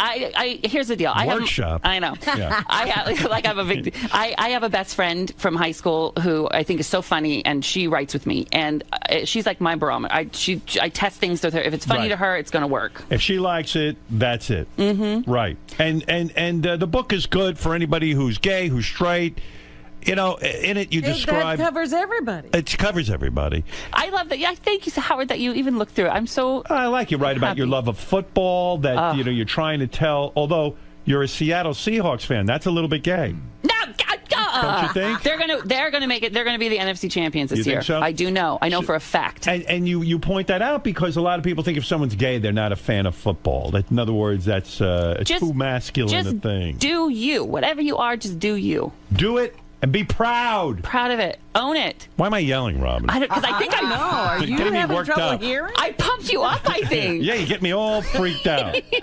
By the way, I was also curious to read that when you went in for your job on The Tonight Show to be an intern. Yeah. You had a hole in your pants, in your crotch. Yeah, was that by design? In other words, you're trying to turn them on? Look at this. Look at this. You want me? No, I got it at a thrift store, and it was $7, and it was olive green, and it had a hole in the crotch. Right. And so I spent the whole night before learning how to cross my legs like this, like a lady, like a neon knee. Yeah. So because there's my nards, my dad would say. I always thought Jay dressed a little gay. When I used to do The Tonight Show, when Jay's not on camera, he wears denim on denim. He wears a blue denim shirt with denim pants. If you mix denim, you're not gay. I promise you. Oh, is that right? Oh, I thought maybe. Oh, I see. That's not gay. No. All right, then he's all man, right? Quote unquote. Listen, Ross Matthews' book, Man Up, Tales of My Delusional Self. You do love Jay. He's really good. He came to my. He gave you your break. He did, and he came to my Target book party the other night. We had a big shindig in Hollywood, shut down Sunset, big thing. Right. And he got up there and spoke, and he said how proud he was, and if he had a son, he'd want his son to be just like me. Gwyneth Paltrow there? No, Gwyneth was in London. Chelsea was there. Chelsea Handler was there. Jackie Collins was there. Lisa Rinna was there. How's those lips? Lisa Rinna claimed she fixed her upper lip, but she looks from good. What I saw in that Celebrity Splash or whatever it was. Apprentice she's doing. Apprentice. But the lip is bigger than ever. No, it's tamed. Bullshit. You're bullshitting. No, she looks great. Stuttering John tried to get into your book party? No. Yeah. You didn't let him in, I hope. I would have loved to have let him in. Yeah, well, I'm sure you should have. You overlooked him. All right, listen. You've said it all. I'm so happy to be here. Happy to have you. I've heard about power bottoms and power tops. Twinks. I've heard about twinks. I've heard about anal. I heard more about anal than you heard from me. I've heard about duck hunting. I've heard about your life with Gwyneth Paltrow. Finger banging. Finger banging. You put your finger in a girl. I know, and I didn't understand who. No one was enjoying it. Right. No one enjoys that.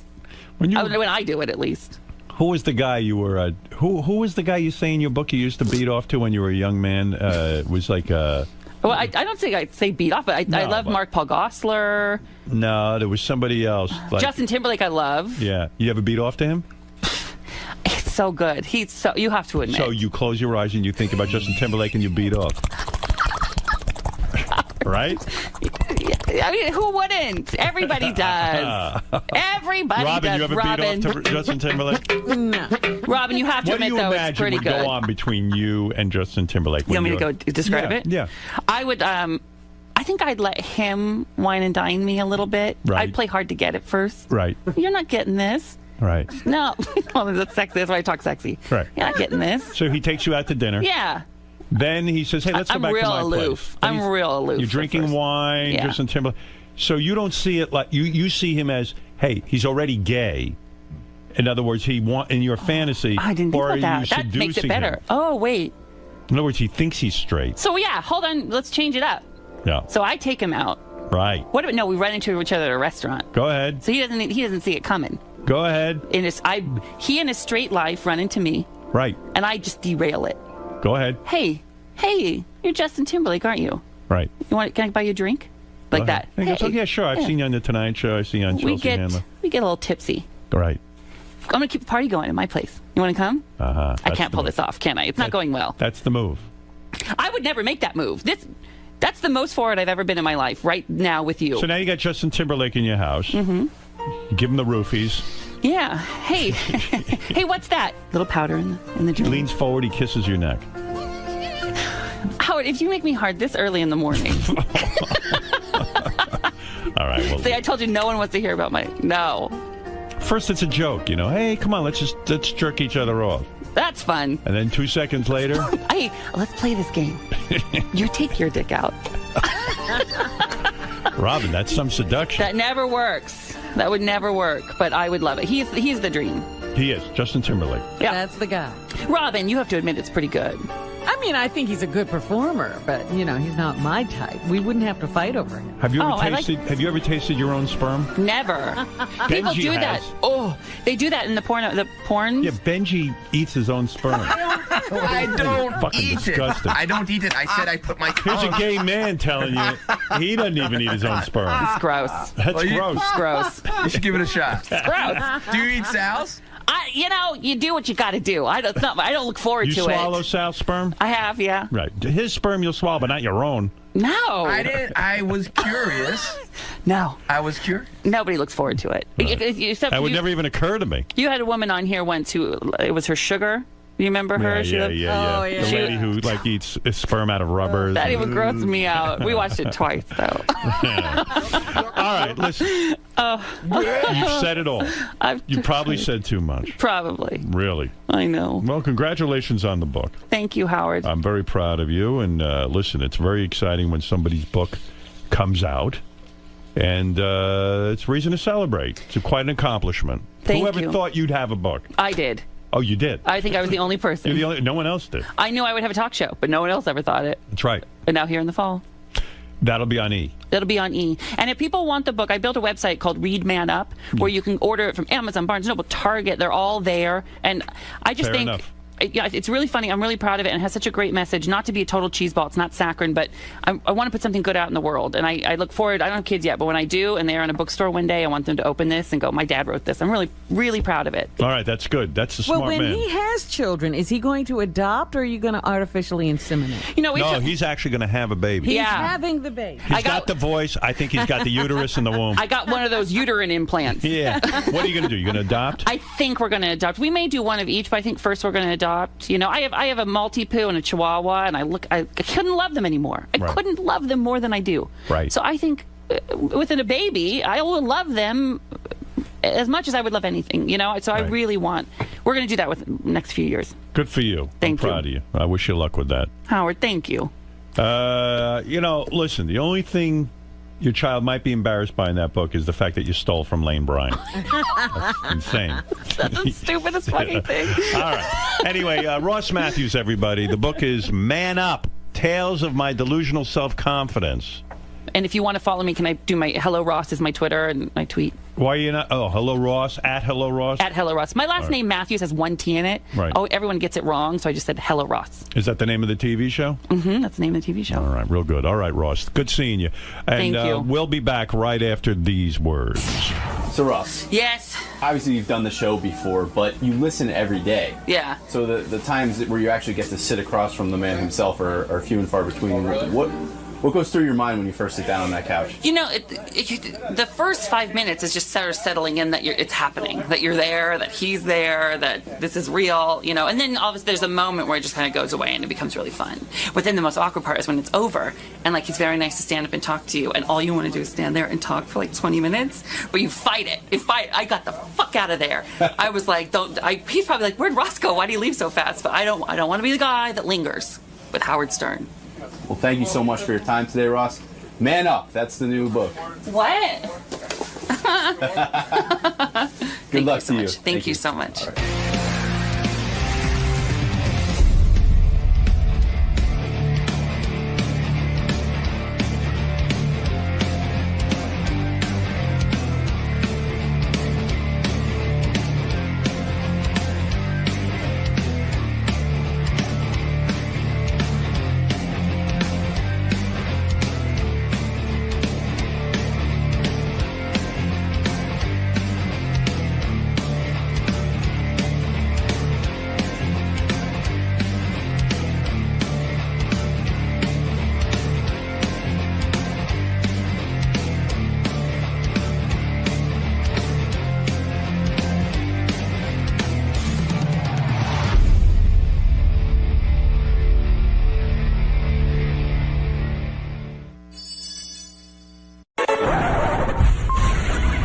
This is a Howard TV original production.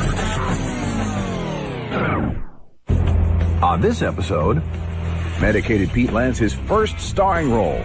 Was it smooth sailing on the set or utter pandemonium? There's no room to forget!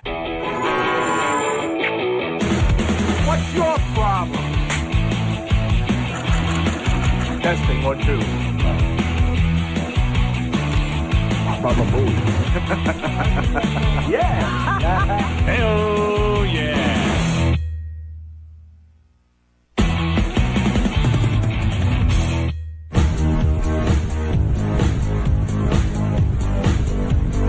You know, there's been a lot of whack packers over the years who have entered the quote-unquote film business. Remember the original Bigfoot?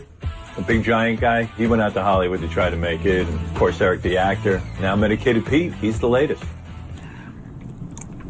I got this film role because the director found me. I answered the email, and then we corresponded back and forth ever since about the role. When Pete was here, he became Medicated Pete.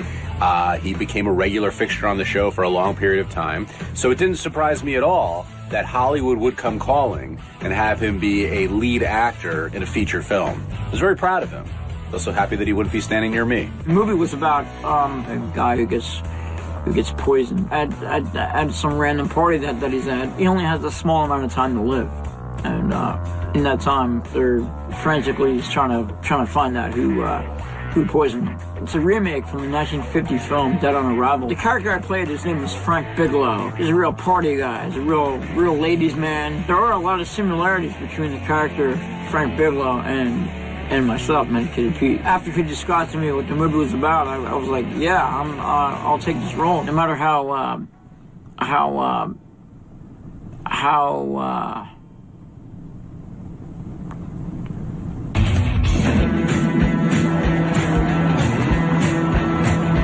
the two main people involved in the film were the director, George Anton, and the executive producer, Leslie Barodi.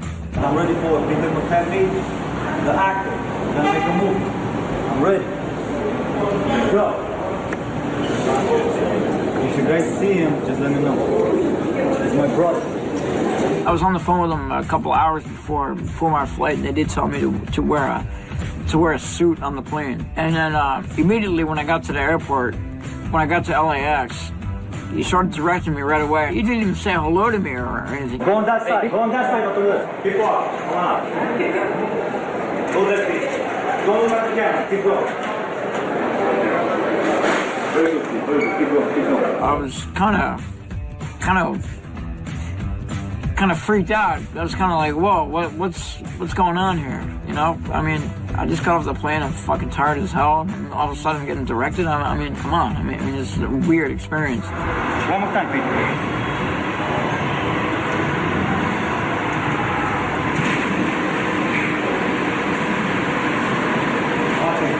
I would have liked a little heads up beforehand, but I took it all in stride.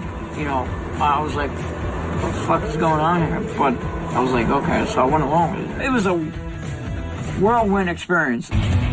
This movie was a ultra low budget film, not a lot of money. The agreement of the film was for me to get a flat fee up front and then a 10% gross payment from the proceeds from the profits of the film. Would you prefer that rather than a check? Would you prefer that I, go with you to the bank and get that cash, or would you prefer cash up front, or? Yeah, I just rather would. Well, I mean, if the check can, if I can get the check and I can have it cash tomorrow, then I would appreciate that. This is a tragic mistake, but it's one that many in Hollywood make during their first venture. You think that your project's going to be huge and all you want is a piece of that and you're set for life. No. Get paid up front. Being that it was my first film, I kind of felt okay with it because I didn't know how to take it as far as the money was concerned, so I just agreed with everything. Gee, I wish he'd asked me about that. If I was Pete, no offense, Pete, but I would have gone for upfront money instead of back end. But all right, he didn't ask. Well, I was going to be in LA for approximately 3 weeks. The schedule there was pretty grueling. Action. Frank Bigelow, how you doing? Come on. That's his producer. He's trying for an hour to get his writing account squared. He's a writer? Hollywood. When I did my first scene with Pete, it seemed like he was kind of being a robot. And when I was talking to Pete privately, I said, try to be in the moment, try to do your own thing. I gave him some tips, some ideas, but he still did okay. And action. Ha! Frank Bigelow. Hey! Fuck! Where's Reynolds? He's doing, I think, the best job that he can. I mean, this is a feature-long film, and if he's never did anything before, I think he's doing a good job. We'd say a couple lines, and then the director would feed us more lines, and then it would be constantly line feeding of lines throughout the whole film. Dr. Schaefer's diagnosis was right on. Your body's already absorbed all the toxin. Are you absolutely certain? Couldn't there be some mistake? Are you absolutely certain? Could there be some mistake? It was not apparent to me that he knew any of his lines because they were being fed to him throughout the entire scene that we were doing every time. The fact that he didn't know his lines was super frustrating for me. This can't be happening. What would happen to me? What happened to me? I didn't memorize the script because I kept on getting revisions, so it was hard for me to. It wasn't hard, but it was just kept on getting a lot of revisions. In some of the scenes, the character Frank Bigelow had to. My character had to get kind of rough with some chicks. There's no room to forget! Talk, otherwise I'll snap your neck like a chicken. On the flip side of the whole thing, my character actually gets roughed up. Real cute, ain't you, Bigelow? A couple scenes in the movie I got to sing.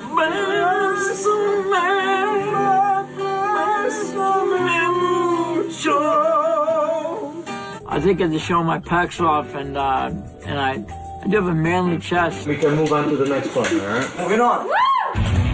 Jackie Moore played my secretary, Paula Gibson, in the film. We did have a kissing scene, and I felt a lot of chemistry between us. And action.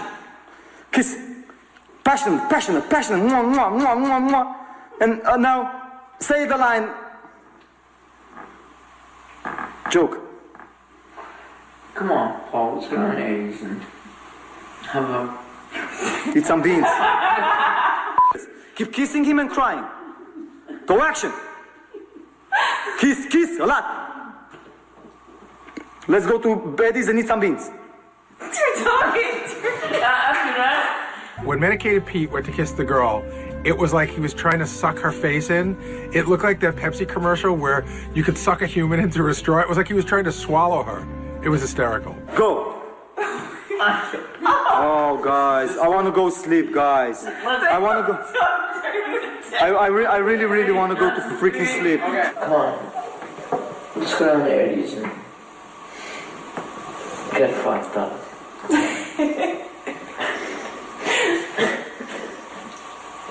This poor actress that was forced to make out with Pete. You could not pay me enough. I'd rather do like a full bukkake gangbang scene than make out with Medicated Pete. I kind of popped the bone. So you popped the bone. Okay. That's a natural reaction. And I was kind of embarrassed about it, but you know. Was she embarrassed? I think she was. Yeah, maybe. She was hiding it really good. I couldn't tell. She's a very good kisser, so very horned up just talking about her, actually. Getting to the set one day, Jackie's nowhere to be found. For whatever reason. For one reason or another, she just wasn't there. From what I understand is the girl, shortly thereafter, her makeout scene with Pete, ran away, and we've never heard from her since, and quit show business. Or, I don't know, she left the production. I guess her what happened. She signed on to another project, and so... Can't do that. A lot of chaos happened because of that. There was this big change in the film. It affected my character, it affected me performing for the rest of the film. So we go from first time he's in the doctor's office finding out that he's poisoned and he's going to be really sick, and then next shot, casino, and then strip club, and then he goes back to the hospital. A lot of different things had to be going on, and a lot of different scene changes. So now Samantha's playing my wife, Maribel. I'm confused. Let's have him down. He is just falling face down or something. With the face on the side. I'm confused. I don't know what's going on. George Anton is from Romania. He's got a Romanian accent, and it's very, very hard to understand him sometimes. I'm already stressed out. So after this guy mess around with him all the time, I'm already stressed out. You shoot from here. You're gonna turn the camera just like that, and you're gonna be right there. You're gonna be right here, and you're gonna be right here. Guess what? You just learn that lesson. That's gonna be Jack, right? The second line. You wanna hear? You're gonna be right here, and you're gonna be right here. That's how it goes. Third line, Dave. I'll blow that stupid video store up. All right? Okay. So Dave, right? Now you're putting Yena's back. The way it came across was real. It was a turnoff. You guys do this on a regular basis? Give me better acting this time. No. You have to listen to me. You need to give me a chance. No. Alright, that's good. Cut to the white shuffle there. That was the overaction. It was tense between him and the cast and the crew. It was him against everybody else. How we talked to the rest of the crew, put everybody down. No laughing. No laughing. No laughing. I'm almost up there. Now ring. Cross. Don't close the door. Pick it up. Ring. Bigelow came early. I am the director here, the only one director. And everybody else is in charge with what, when, and where. That means what the props are, what the makeup is, and all the stuff. Okay? And I am the only one wondering about why. Why? Because at the end of the movie, when everybody's gonna watch this film, I am gonna be the only one. Directed by George Anton. George had a breakdown on set at one point. I flew this man from New York to act. I don't need anybody to tell me how to make this movie, okay? And this money spent here, you guys came for free, spent gas. It's got to be a good film to be made. I'm making a good film. The whole 10 days that I shot until now, I got in a can. 10. Number 10 footage. Martin Scorsese. That's what I got. Anybody who fights me on set, there cannot be two directors on set. That's what I learned in school. It's impossible. I will give my director chair to anybody right now who can complete this. I'm serious. Because there cannot be. It's impossible because the directing comes from the imagination.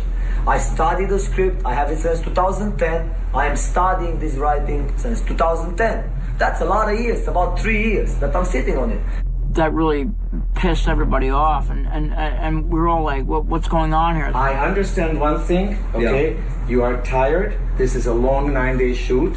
I think I got this, right? Okay, so please go in, rest with them. No, I don't need rest. We're gonna direct the scene. Thank you very much. Please go in, okay, and go to sleep. Thank you. You can sense a little shock and surprise when Leslie pulled George off. And I think everybody got a little taken aback by it. Your attitude. I will do my ass. I will do my ass up these people against you, and I need to neutralize it somehow. I will not forget my voice. I'll just direct very calmly, and I'll keep. I was told that's how it goes in the movie business, but you need to communicate better between the director and the rest of the staff. So there's definitely a big communication breakdown there that could have been dramatically done a different way. I know I pushed hard, and I apologize to you guys if I have the feeling from the actors that they're not behind me. I would not direct this. I believe you guys are behind me. I believe the actors are behind me, and if that is the answer, I would like to give me a chance. Give me just one chance, like the Braveheart says. Give me just one chance. It was not a good experience at all as far as working with a working relationship and how that went. Are we on board on this? Yes. Let's do it. Yes. Okay. Yes. All right, so let's get back to where we were. After his meltdown, George seemed to hold back on his eccentric kind of directing style. But, he eventually did get back to his old habits. And action lines, please. I don't think Eugene realized. Now, don't have plums in your mouth for this one. Forget about the fucking phone. You cannot do that. Oh, my wife. Dancing, active. Say again, it's not active enough. I don't like it. You guys are not dancing enough. More dancing, like dancing, but... music. Give me music. Oh, look at that. Last. Whoa. Not like this, crazy. But ass. The shooting schedule was very grueling. It was like 15+ hour days and no days off. That's the hardest I've ever worked before.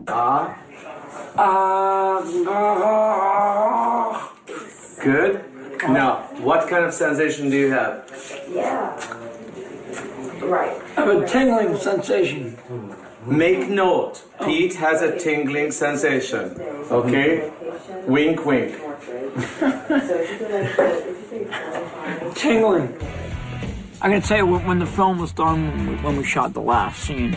Goodbye, Mr. Bigelow, and please forgive me. God, perfect. All right, we got that in the can. I got that. We're done with this scene. It was like such a relief. I mean, it was. We put so much fucking work into this. I mean, it was just like. There's just liberation. We're having a wrap party today for Dead on Arrival, and I'm gonna have a couple beers and hopefully not get too fucked up. But yeah, I learned a lot being on a set like this, being on a feature film like this, making a movie like this. So there's a lot to learn here, and I think I learned a lot. Would I work with George again? I'll put it to you this way. I'll give anybody 100%. That's just the way I am. I'll work with anybody, basically. I hope you guys take a chance to watch it because it is, it could be an interesting film. Somehow they'll capitalize on Howard Stern fans being curious, which they've got me. I'm curious. All right, I'm Medicated Pete, professional actor, and I'm going to show you how I cry on set.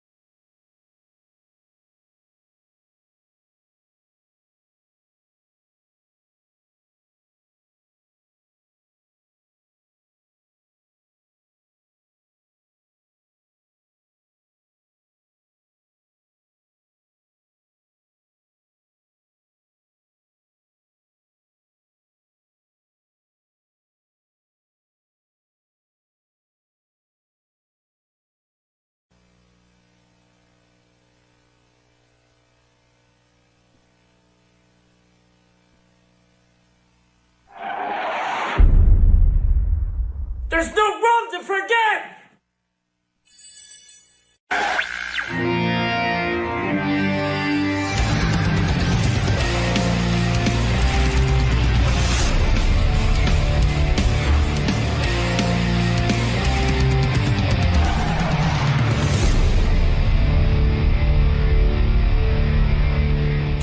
What a musical day.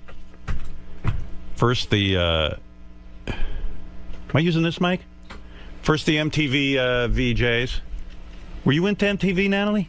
I was. Natalie Maines is here. Hello, hello. Hello, hello. And your guitarist, Jason Mozerski, is with you. Yes. Yes, easy name to say. You said you watch a lot of MTV? Because well, not anymore. Yeah, but... no, I'm saying, can you believe that, I was just thinking about this. Can you believe that, like, the video, the MTV video, the rock video, is, like, completely gone? I mean, they play them on the internet sometimes, like Rihanna will make a new one or something. But that whole art form is, like, disappeared. I know. Do you think that's sad or you think that's good? Well, I guess most artists would say, well, you know, I'd rather just have my song out there and I don't want a video interpretation. But I loved rock videos. I love that whole art form. I love seeing the artists perform. Right. The problem I had with MTV videos, where they became so slick, I like to see somebody really sing. I don't want to see them sing to track. Right. Or lip sync. But that's what a music video is. I know. So that kind of so you'd rather see live performances. Live performances like you're going to do today. Real, exactly. Real singers. No lip syncing here. That's right. Right, Robin? That's what we love Hi, about Robin. her. I feel like I haven't gotten to say hi to you in forever. You haven't been here the last couple of times I was on. Meanwhile, Natalie I love the new haircut. Oh, thank you. Yeah, I like your hair longer. I know you do. I do. Now, are you going to get it longer, or are you just going to keep growing it up? Are you gonna, just up. Are you I'm gonna- going to be like Kid and Play. Right. Will you, Bring that back. Will you ever let your hair just flow down again? You know what? I don't think so, because I have to spend too much time thinking about my hair, and then you're going to have... The gray is going to be more prominent if it's long, and I don't want to get it colored. When you cut your hair, like you almost like shaved your head. I did shave my head. Well, not skin, not Right. the skin. But when you did that, was your husband upset with you? You asked me last time. I want to know. Well, you'd have to ask him. He didn't say he was upset, and he loves my hair now. He does like short hair. He's not against it. Because guys are very visual, and Yes. you have very luxurious, beautiful hair. Yes. And when you cut off all your hair, for the guy who has to bang you, that's his job. He Poor guy who has to The poor guy who has to bang you is kind of like, oh, come on, you know. He seems okay with it.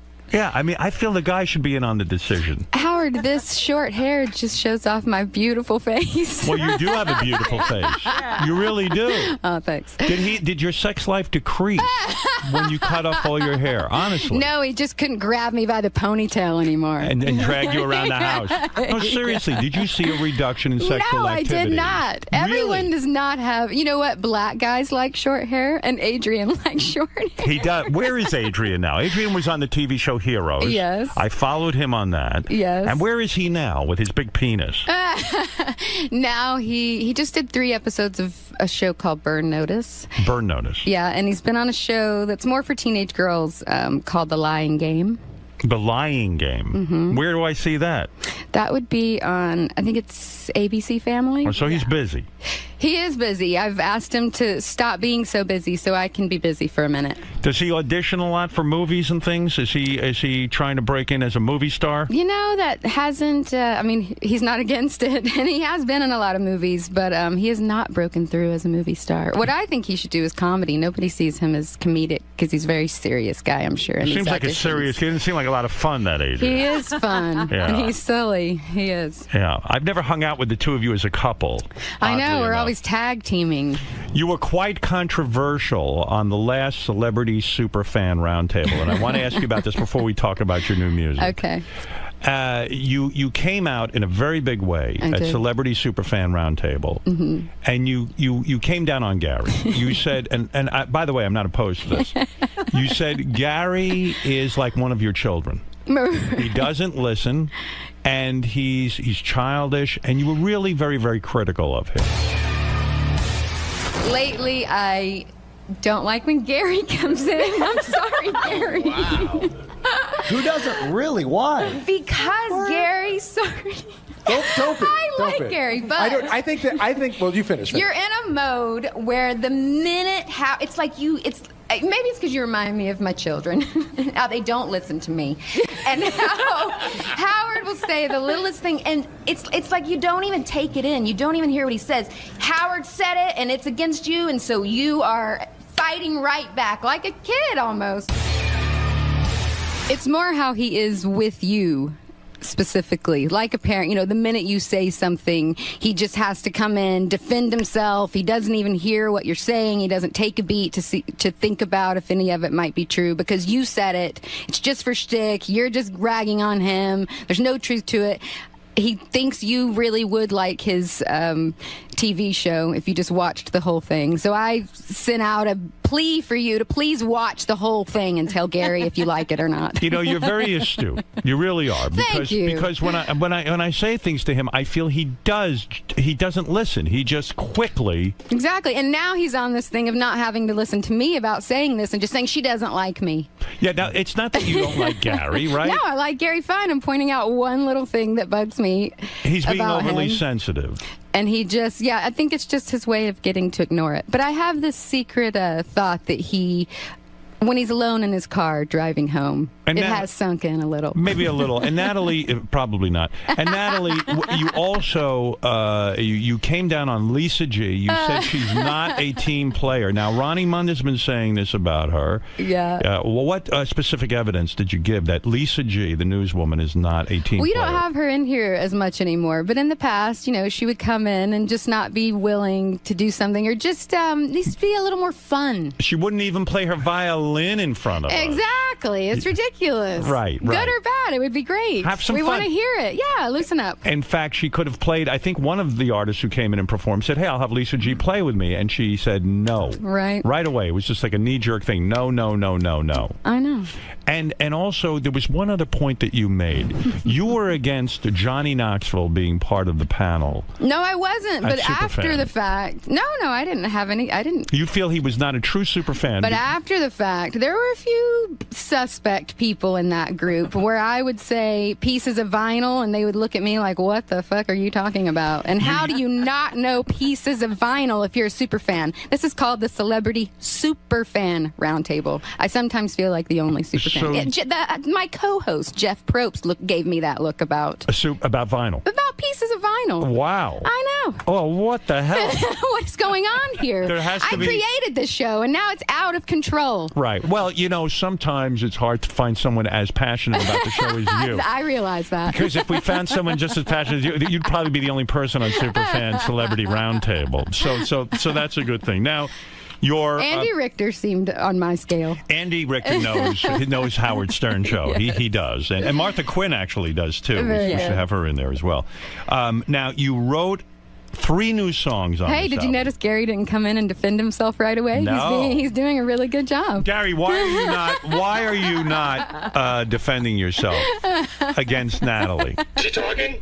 What? Why are you not defending I thought you yourself? were here to sing.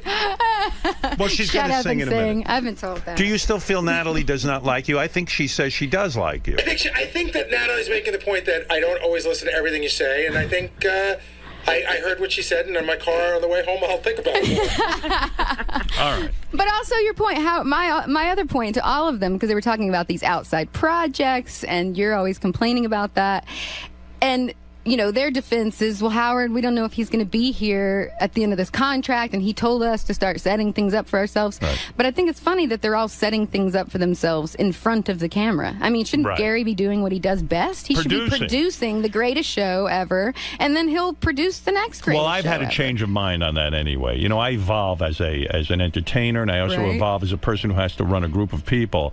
And I'm no longer interested in everybody sitting and setting themselves up. I thought about it. Letterman's not going to be there forever, but I don't see everybody setting themselves up. Concentrate on your fucking job. Exactly. All right. Exactly. Whip everyone into shape. I like what you're doing. I like it. All right. Let's talk for a second here. Let's try to dissect what's going on with Natalie Maines. Okay. Dixie Chicks dead. No. We have 4 shows this summer. Aren't you so happy that your 2 other Dixie Chicks, so-called Dixie Chicks, put out an album on their own, and it only sold 200,000 copies. Aren't you secretly happy about that? I think that's a lot these days, isn't it? No, it's not that great. Come on, these days. Without you, are they the Dixie Chumps or the Dixie Chicks? So what is it? Where are we at with them? You have become very disillusioned with your country fans. No, not my country fans. The country radio industry. Right. You got really pissed off after, of course, the famous George Bush, where you were right, everybody else was wrong. Right. Quit rubbing it in our face. Right. But you were right about the Iraq War. You were right about our president lying to us. And yes. and all you said on stage was, hey, I'm embarrassed that our president has done this. I said, I'm ashamed he's from Texas. He's Right. not even from Texas. I'm the dummy there. and the thing is, right, and the thing is that, well, he was the governor of Texas. Yes, he lived in Texas. Right. So when radio turned on you and everything, you still haven't recovered from that. Honestly, you Well, haven't. I don't know if I haven't recovered. I'm just not going back to it. Right. I'm not, Rihanna going back to Chris Brown. I'm not. Why would I set myself up to let them, stomp on me? I guess because you're so good at country music, why should the fans suffer? I mean, you're punishing the program directors who did that to you, but why not the fans love country I'm not music? trying to punish anyone. I'm just trying to be happy. Right. And music, for me, is, the one thing in my life that comes with no complications. It's just supposed to be fun. Joyous. Yeah. Yeah, it's In music. fact, and maybe getting into country music was a bit of a mistake anyway. Well, I mean, I don't know if, it wasn't a mistake at all. I think I had a fantastic career, but it wasn't where I came from. It wasn't my passion. It wasn't my roots. So it was probably a little easier for me to give the middle finger and say, oh, okay, well, I'm done with this now. Let me understand that. Mm-hmm. In other words, you're this great singer. You meet these other two women who are more into country music. Yeah. And they kind of persuade you to go into country music? No. I knew Marty and Emily before I joined the band, and they had me sing a demo of a song they had written called You Were Mine, which was on our first album. Right. So I had seen them a couple times, and they were definitely not for me. They were wearing, head to toe spangled Western fringe suits, and but they were amazing talents and were, more proficient on their instruments than any girls I'd ever seen play. And then when they sent me You Were Mine, I was a little nervous about, oh my God, what is this about to be? Because I'm not good at singing things I don't want to sing. I was nervous I was going to have to tell them no thank you. But I loved the song You Were Mine. And so I thought, if they wrote this and this is their direction. And I didn't know that was sort of an audition to be in the band. I didn't know that at all. But when they called me to join the band, I really felt like this would be a good combination. I think I was right. But you're right. I think what was cool about us was that we did come from two different worlds, and those kind of melded. They came from the bluegrass country world, and I came from a more rock. You kind of hipped them up in a way. Thanks. No, seriously, it wasn't so seriously country. You know what I mean? Right, and I think that's why we went beyond the sort of built-in country audience. I mean, we went way outside the country audience. You say that you're glad now you're a solo artist because you're not stuck between. You're not the what did you call yourself, a little chubby chick or the something? chubby chick between two tall pillars. Right. Did you feel fat or something next to them because they're Please, tall? always. You always felt fat next to them. Sure, but I was just joking. But they're like they're super tall, super skinny. Those bitches. Right. Who wants to do that? Is that why you would sit down a lot of times when you played with them? Yeah, to look even shorter. So the new record you've just put out is more representative of who you are as an artist. Definitely. I didn't have to think about this sound or try to be rock. I just did songs that I like. How's this come about? You go in the studio and you say, you went with Ben Harper. That's the guy who produced the record. Co-produced, yes. Co-produced. How come Ben didn't come in today? He was supposed to. He... Get scared? He's scared. He got nervous. Yeah, I bullied him and pressured him, and it didn't work. Why are people scared of me? What do I do? Well, that you know what? Them? He doesn't trust himself. Why? He feels he would say things that were because of his divorce? Yeah, and maybe just a lot. You know, he's a very sexual person. Oh. So I think he has lots of stories. And also, he can't stand Gary either. Is that correct? Jesus. He said he just can't look at those lips and teeth for the whole hour. Especially when they get dry. So, in other words, this guy, Ben Harper, he was married to Laura Dern, right? Bruce Dern's daughter. She's famous. He probably figured he'd come in here and I'd ask him about that. I think he was nervous. I see. Yeah, well, look, he probably should be. I would have asked him about it. He's been married twice. He has. And he's got kids from 2 different women. 4 kids. What's the game plan beautiful. here? What is the game plan with this guy? I don't know. Did you ever say to him, what is the game plan? Well, I tell him the game plan. What is the game plan? Prenup next time. Right. I think a woman past the age of wanting children would be fantastic. Yes. Or a younger woman that doesn't want children. Right. Yeah, he's gonna have to run them by me. I act like his older sister now. Are you saying that Ben Harper has more money than Laura Dern? I have no idea. Well, I mean, does the person with more money have to pay the... Yes. Then I guess so. Oh, he's bitching about the amount of money he has to pay. No, he's not bitching about that. I would think Laura Dern. He's not bitching about it. I'm bitching about it. He would get into another marriage without signing a prenup, which is insane. Were you attracted to him during the making of the record?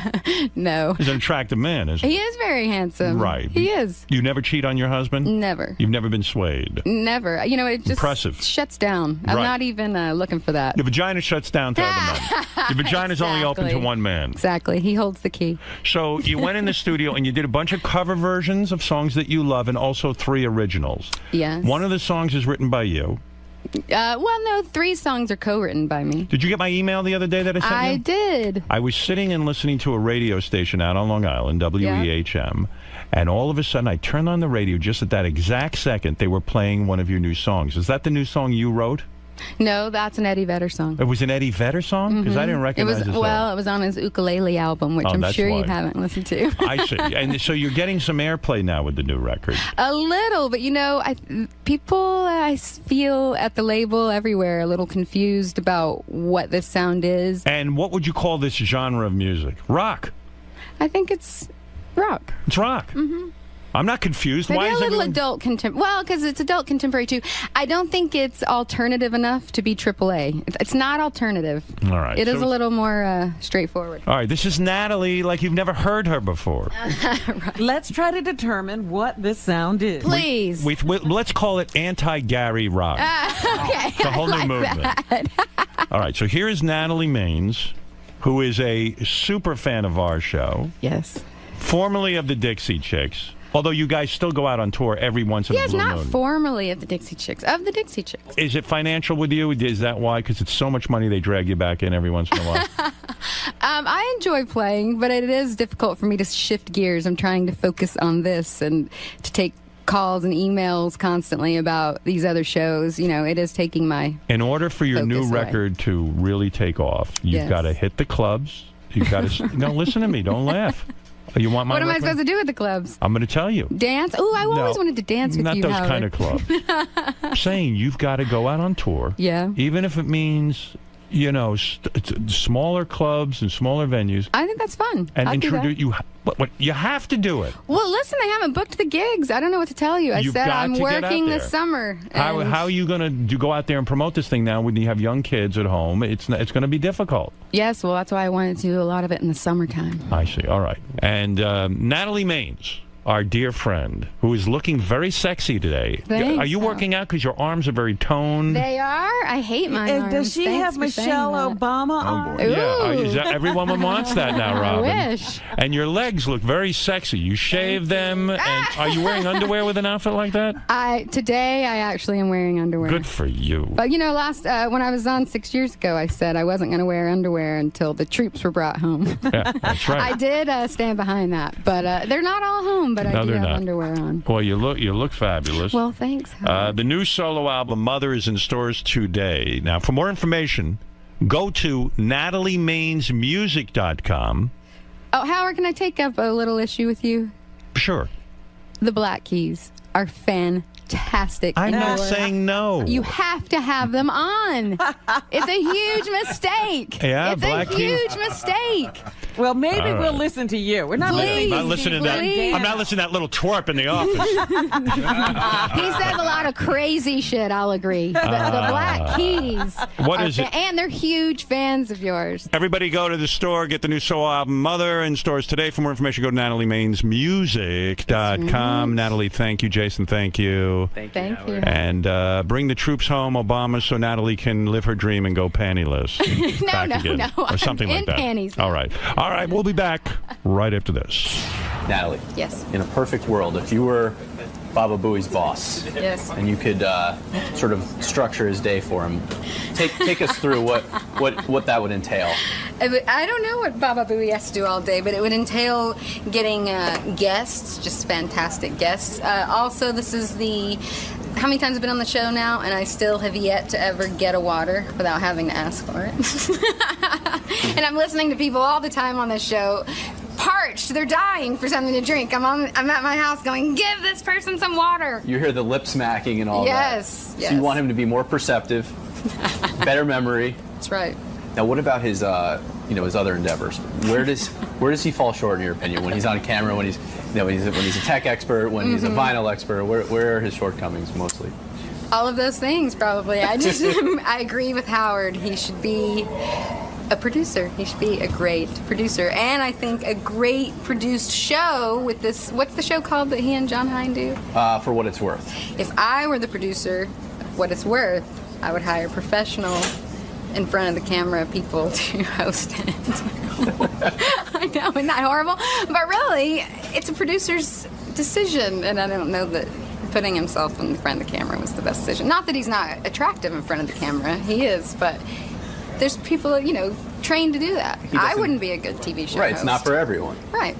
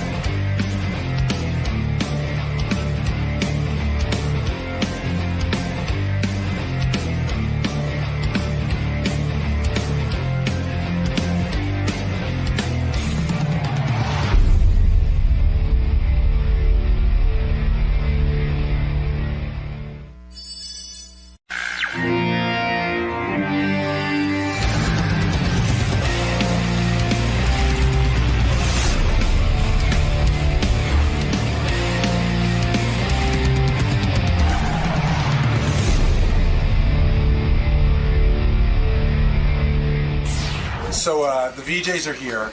They're promoting the book. Yeah, I read the book. And they all wrote it? Yeah, they were. It's like an oral history. They were interviewed, clearly interviewed. They were, Howard. The overall wrap is they got the gig. Nobody knew what it was going to be. They got famous. MTV treated them like shit. Through the whole time. All right. The original MTV VJs are here. I'm talking about Nina Blackwood, Mark Goodman, Alan Hunter, Martha Quinn, and of course J.J. Jackson was the other original guy, but J.J. died. Hey, Martha, good to see you. Alan, Mark. Look at that. It's like a reunion. It is a reunion. Exactly like Oh, that's so nice. What happened to Can you hear? Nina? Oh, there's Nina. Hey, Nina, how you doing? Good to see Hear you. the music? You got enough room? Oh, you can't hear it? Sit in that chair. Oh. Thank you, sir. There you go. Phone's off. Look at this. And we're gonna Do you guys... Yeah, put those on.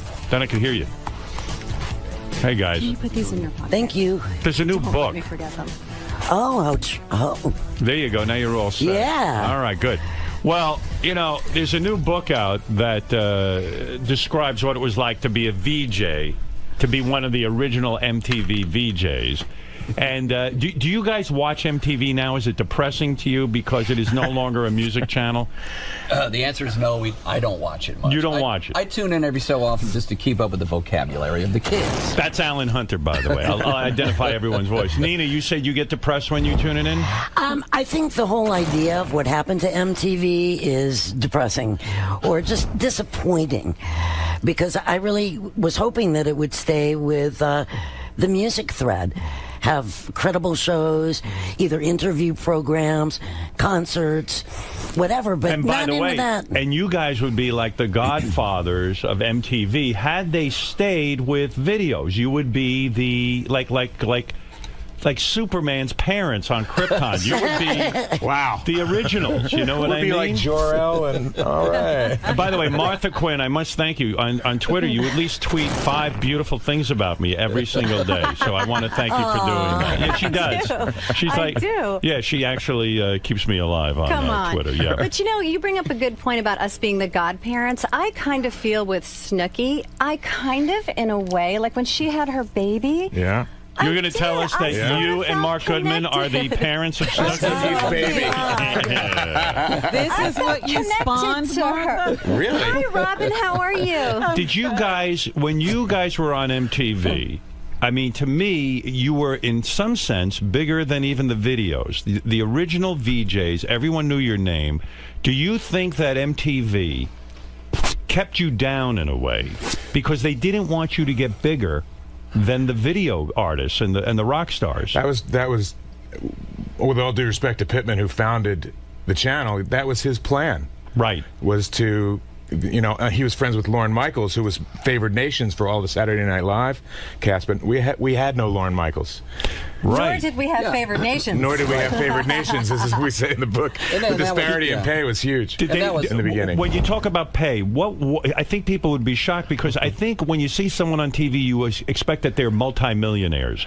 Was the pay just shit? It was shit. Total shit. What was it? Do you remember? Yes. We remember. I know when Mark got paid. She got sent my contract. Did you Nina all got get sent my contract? Did you all get the same contract? No. You did not. Look, I came on board, and what was my mentality? I was a bartender and doing off Broadway. Right. So I get the job. Pittman was sort of a family friend. That's how I bumped into him. Pittman was the originator of MTV, one of the original. So what did I do but ask Bob Pittman for advice on a lawyer? Right. Can I use your guy?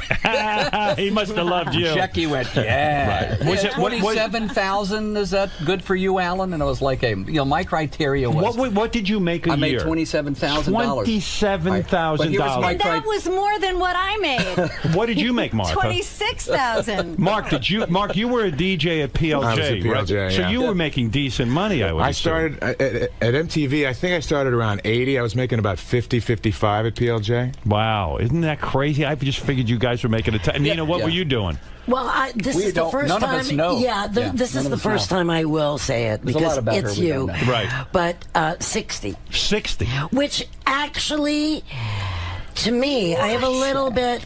Hey.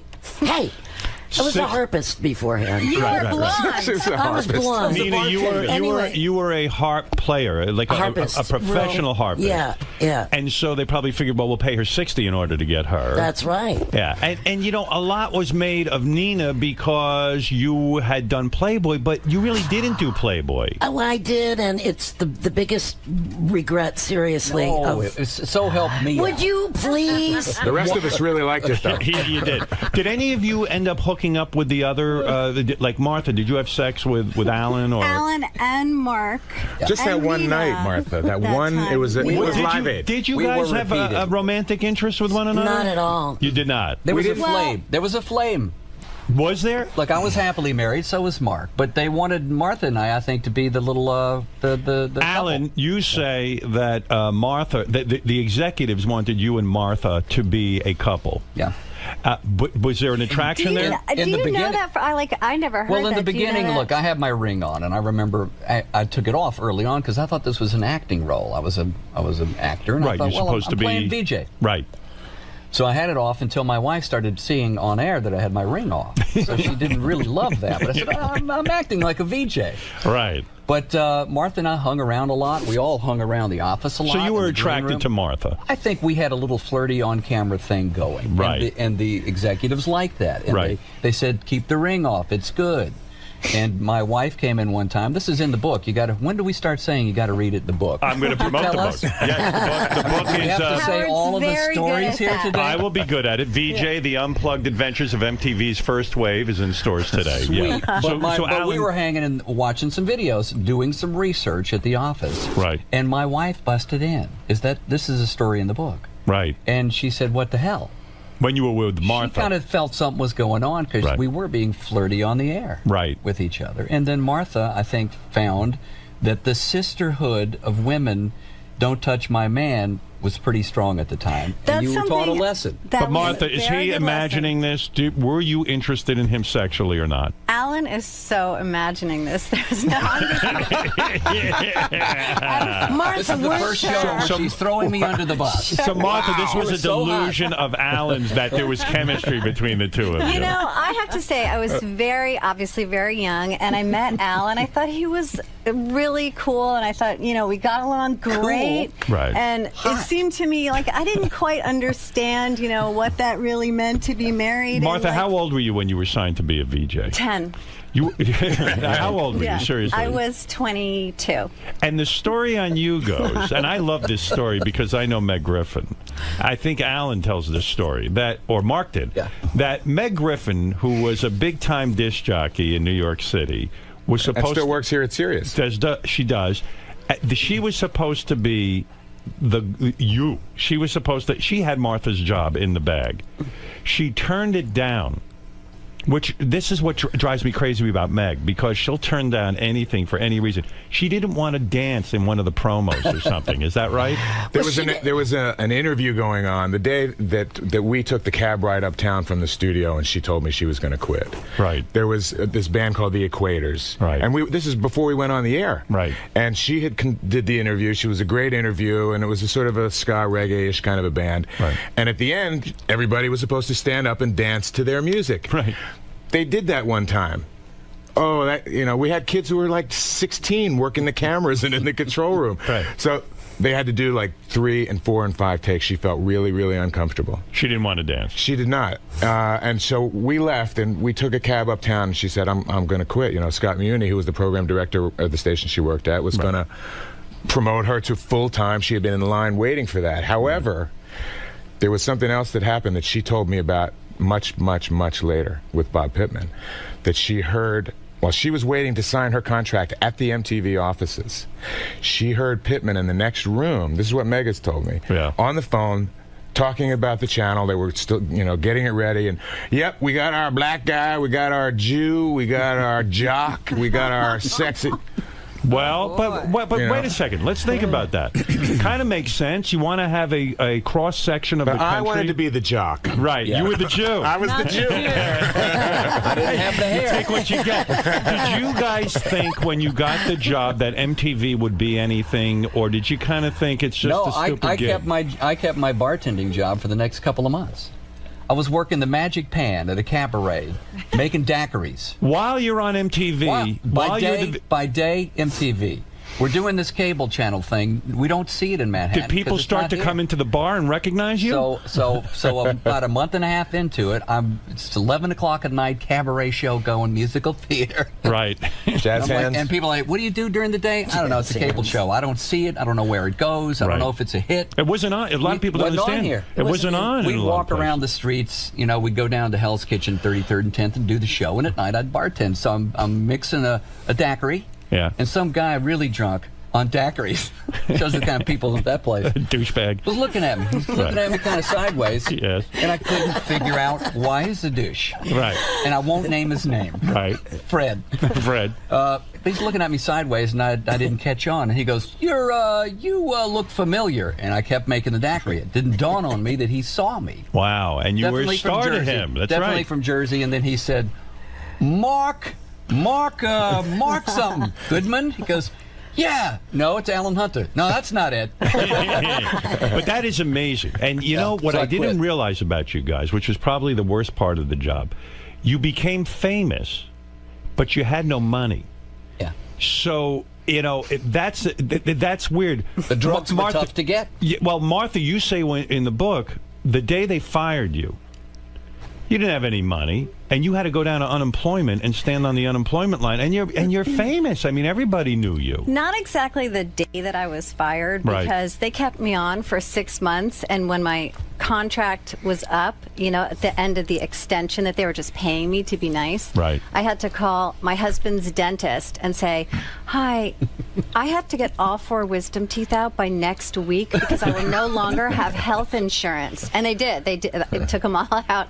And then I had to go on unemployment because I had no, you know, I thought when I came to LA that I was probably going to take Mary Hart's job. Right. It was just, they were probably just going to offer it to me because that's kind of how my life had worked up until that point, and they'd probably just be so psyched that I'd take it. Is it ultimately a bad thing to have been a VJ? Did it stereotype you in a way from further work? I think it was a double-edged sword because, you know, there were things that I would have been able to do prior to MTV, like the acting thing. I was trying to go into a serious acting situation, and all of a sudden, you know, they're not taking me for anything but a reporter. Right. You know, so it was like, okay, well, I'll just stick to doing, which I love what I do, but so in my case, it was a double-edged sword. And Nina, with you, every guy wanted to fuck you really, really badly. I mean, it was crazy, right? Let's not leave out Martha, by the way. Oh well, I'll get to Martha in a minute. But as long as I'm talking to Nina, every guy wanted to fuck you. You were the sex bomb. You know what MTV was like to And me? we are now on the Howard Stern show. No. But Martha, it was like Gilligan's Island. You know, either you wanted to fuck Ginger or you wanted to fuck Marianne. Absolutely, that's the perfect analogy. Yeah. And I mean, I wanted to fuck Martha. I want to fuck you. I want to fuck Alan. I'll fuck anything. I don't care. Please, don't leave us out of this. But you ended up partying with a lot of rock stars as a result, yes? I wouldn't say with a lot, but there were a couple. Like Joe Walsh was an old friend of mine. You had sex with him? No, actually, oh dear Joe, I don't want to. I mean, Joe and I got along, right? But believe it or not, despite what Alan even thinks, right? I'm really a prudish person. I really am. And guys probably thought you were loose because you were on MTV and the Playboy Playmate thing got out. Which I'm the only one who saw, by the way. Right. No, Mark did, because I know he made a comment about...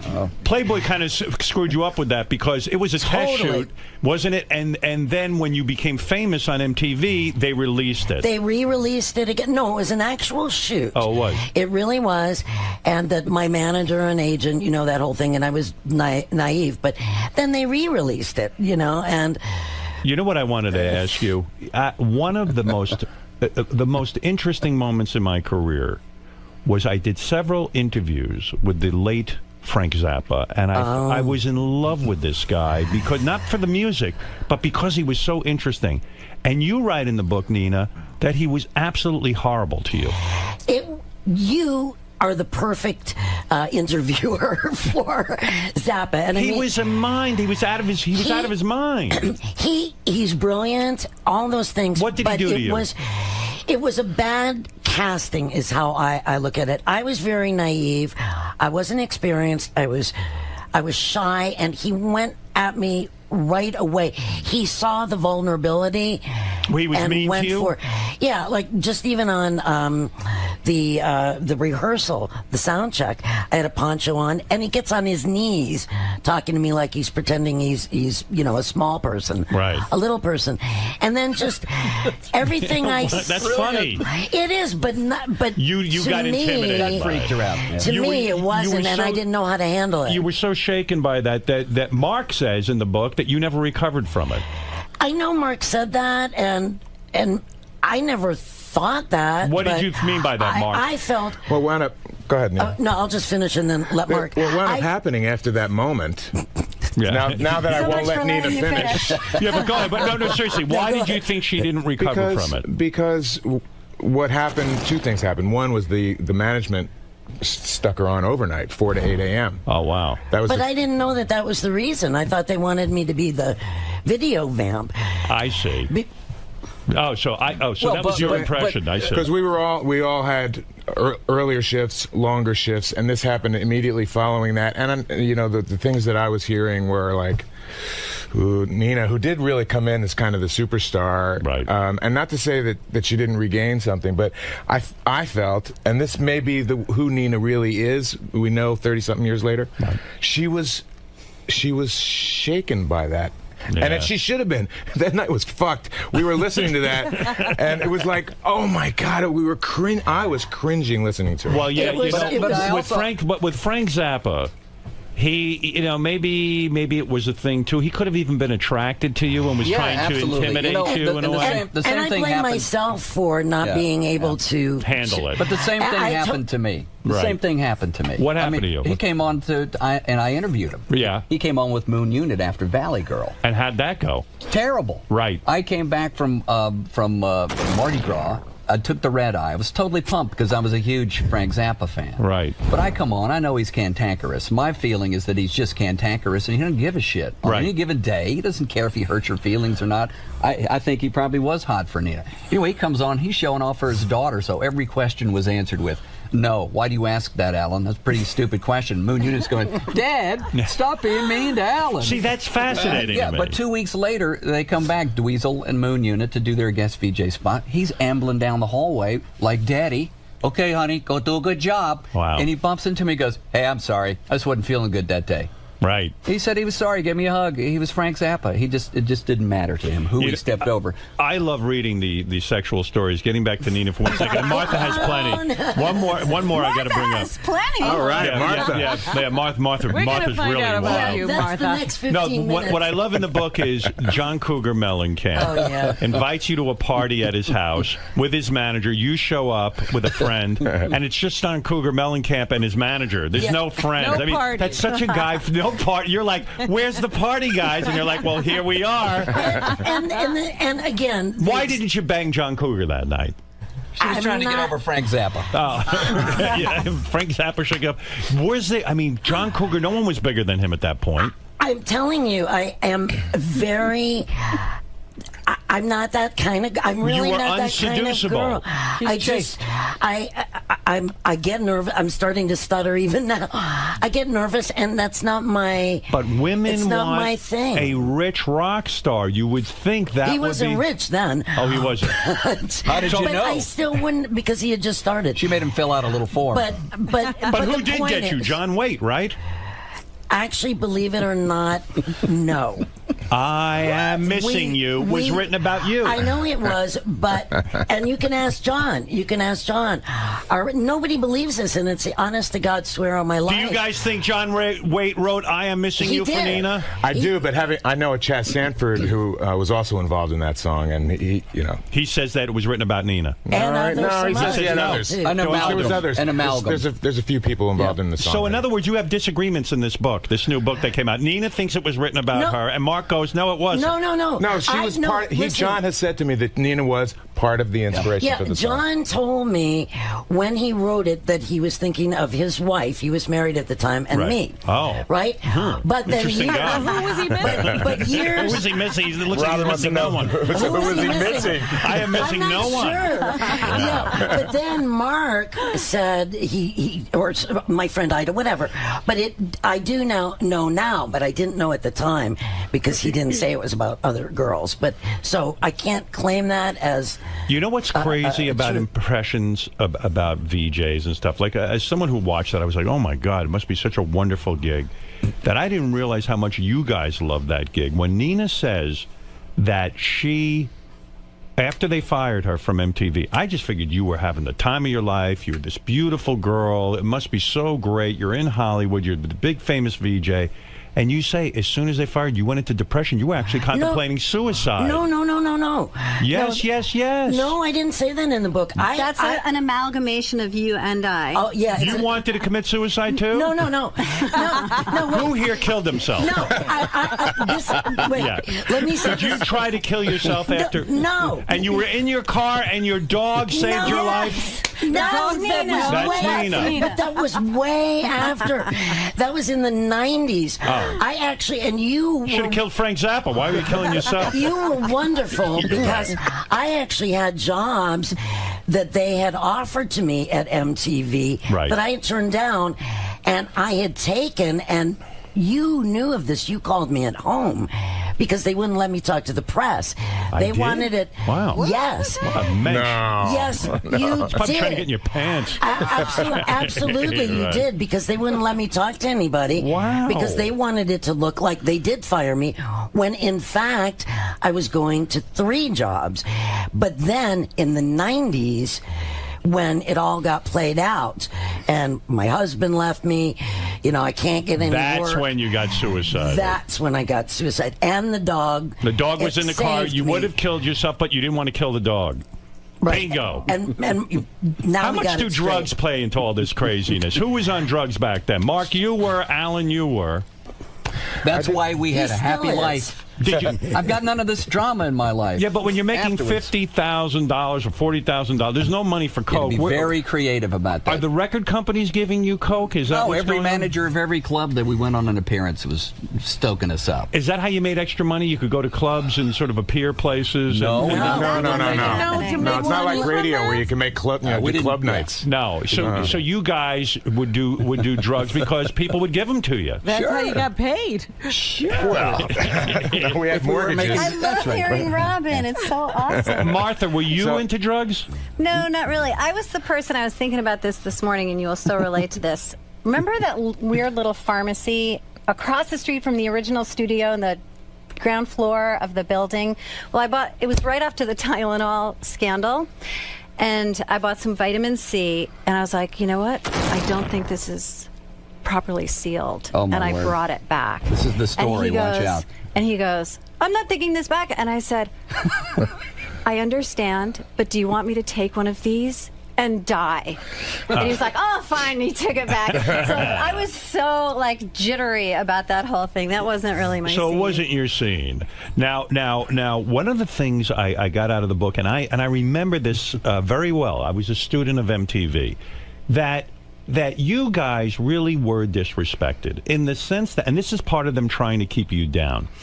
It was the first MTV Awards. And I would have assumed I was going to see the VJs as the hosts of the MTV Awards. God bless you. Yeah. And I really did, and I thought that'll be interesting to see them all together, to see them in a different setting. It'll be interesting. And every one of you were left out of that. Yeah. They hired Dan Aykroyd to be the host. I Bette think. Midler. Bette Midler, and somebody else was doing something else. I don't remember, but I remember you guys were completely left out. Was that part of the plan to keep you down? Well, we were so excited about the VMAs when they announced to us. We were as shocked as at anybody. the Hell's Kitchen studio. They said, we've got something great coming up. We're 3 years into MTV. We're going to have a Video Music Awards ceremony. It was like, oh my God. So we all began to think about what we were going to wear and how we were going to host this new show. Yeah. This was a new paradigm for MTV. You know, an award show at Radio City Music Hall. Big deal. So we get the scripts a couple of days in advance, maybe. We're going to have a little run through. Hello. You're not there. Where am I? Yeah. My bit was a bumper to commercial and the nosebleed section, and that was it. Wow. And the rest of us had these little But that bumpers. was really the beginning of MTV thinking about, bringing in Bigger celebrities world. to do everything. Yeah. That's the way that it went down. And that was, that was why sort of the next round of VJs, Carson Daly aside, who wound up having, obviously, huge success. Right. Who really knows them. But I will say that was also kind of a separate thing. The VMAs were sort of its own little world at MTV because our lives continued for another couple of years on the air. Yeah. I mean, I enjoyed a lot of different things thereafter. I mean, my success at MTV. I'm not here to say anybody's went down or up. I'm just saying I enjoyed the last did well few years. from it. Yeah, so because I got out of the studio and I started doing the zany stuff in the streets and at Daytona and spring break and stuff like that. That was really my my forte. I hated interviewing rockers, but I liked interviewing real people and jumping in the pool. You, Alan, you didn't. It's funny. You were married during the MTV days. Yeah, I had it ass backwards. So Mark, Mark, you were fucking like a rabbit. Like you took advantage of your fame. But Alan, you had I was happily married. You were happily married, and then when you left MTV, then you got a divorce. Years that was later. the dumbest thing. My friends are like, "What is your problem?" You're right. You move back south, right, and you divorce, and you're nobody. Yeah, you don't get it for free anymore, Alan. Were you kicking yourself? Were there women that were offering themselves to you? There's no kicking. I had no plan. Right. You know, I wasn't like strategizing. I was just happily married. And yes, there were women that threw themselves at all of us, including Nina. But it had to be that radio. That had to be radio on steroids. The MTV VJ job. Yeah. With the naked pictures coming in. Yes, and all of that stuff. Oh my gosh. But Mark, you were not married at the time, right? No, we launched in '81, right. And I got married a year later. Oh, to Carol. To Carol Miller. Carol Miller, very famous, beautiful DJ. Yes. Every guy wanted her. And you married her. And you used to give me such shit on the air, Howard. What did I say? Oh, you used to crack me up. You were like, Carol Miller, who you grew up listening to, you love her, and, right. And she was, she married that loser from MTV. I can't believe. Why I was angry. I was mad. I was jealous. No, but the rumor was you and Carol broke up. She caught you in bed with two women, not one, two. True or false? Clear it up for once. I would like to say that is absolutely true, but in fact, it's not. It's not. It's not at all. You were not caught in bed. Howard, here's the thing. Now, look, I heard Carol came on the show with her book. She trashed you. How's the whooping cough, by the way? Is it good? All right. But she trashed you. And listen, I'm not saying that I didn't deserve trashing. Right. I was a shit, and part of my doing this book is because I really feel badly about it. And I've, over the years, tried to contact her, and we've had some conversations. Right. But the idea is, hey, this is the way that things went. And I was, years later, I just wanted to apologize. Right. That's where we're at. She laid it on heavy. She said that she had cancer, and you were cheating on her, and you tried to get money out of her. I mean, she was blasting away. She said that I did some things. And I did plenty of bad things, but she said I did things that I didn't do. She said that I paid for an amalgam. Well, right. Is that like it was between you and Alan Hunter, a composite character. But you want to know something, Mark? I actually felt funny that day because you weren't here to defend yourself, and that's why I am actually glad you're here and you can defend yourself. We just want to figure out what you did and what you didn't do. Listen, I talk quite a bit about the fact that it was just a bad timing situation. Now, Carol was amazing, and if the times were different, if I hadn't have gone to MTV, we may very well have still been together today. Who knows? Were right? the temptations too great because you were a VJ and this fame all of a sudden everyone recognized? Yeah. Somebody said, as we were putting this book together, somebody said to me, I don't know anyone who handles sudden fame well. Right. And I didn't, and I regretted it. Although I don't think the fame was all that sudden. Look, it was cable in the beginning of the 80s. Cable was still kind of green, and we had 2.5 million viewers on MTV. It rose to 40 when we all left. But in other words, it wasn't a sitcom that was an overnight success. We had this slow burn over a period of time. So what happened? I don't know, Al. I was famous. I don't know about you. He got famous right away. You're talking about it was relatively. Well, Mark was probably really the most successful because he was already a disc jockey at WPLJ. I mean, I would have given my arm to have that job. He hit the ground hound dogging, yes. Yeah. I mean, wow. That had to be a big decision whether to leave WPLJ and go be a VJ. You know what? I would have a hard time with that. I hated that job because... What, at PLJ? At PLJ. Why? I was on late at night, for one thing, and we were playing stuff that I had been playing in radio. I came from Philly, where the first place that I saw Carol, in fact. Where were you, WMMR? At MMR in Philadelphia. Right. And we were playing the same music that I had played for the last 5 years on the radio. I'm over it. We were not where we should have been. You know, I moved here to New York in '80. See, I never cared about the music. I wanted to just be on WPLJ. They were looking at me and looking at me. I'm following my career. And who did you work for, Berger? Yeah. Yeah. He called me up. I'm following you. I go, stop following me and put me on in the fucking morning. That guy was just a human sphincter muscle. Really? He was unbelievable. He was so anal about every little thing that he used to do in the studio, little cards and little notes and things. And that drove you nuts. Yeah, and look, Meatloaf. We played Meatloaf. How many times do I don't need to hear it anymore. It drove you crazy. I don't, you know. Hey ladies, this is funny. This radio talk. It's like so. But wait. inside. So when the VJ job came about, you probably said, "Good, I'm getting out of PLJ, and I can go there and try something new at least." I wanted to be where I thought music was going, not where it had been.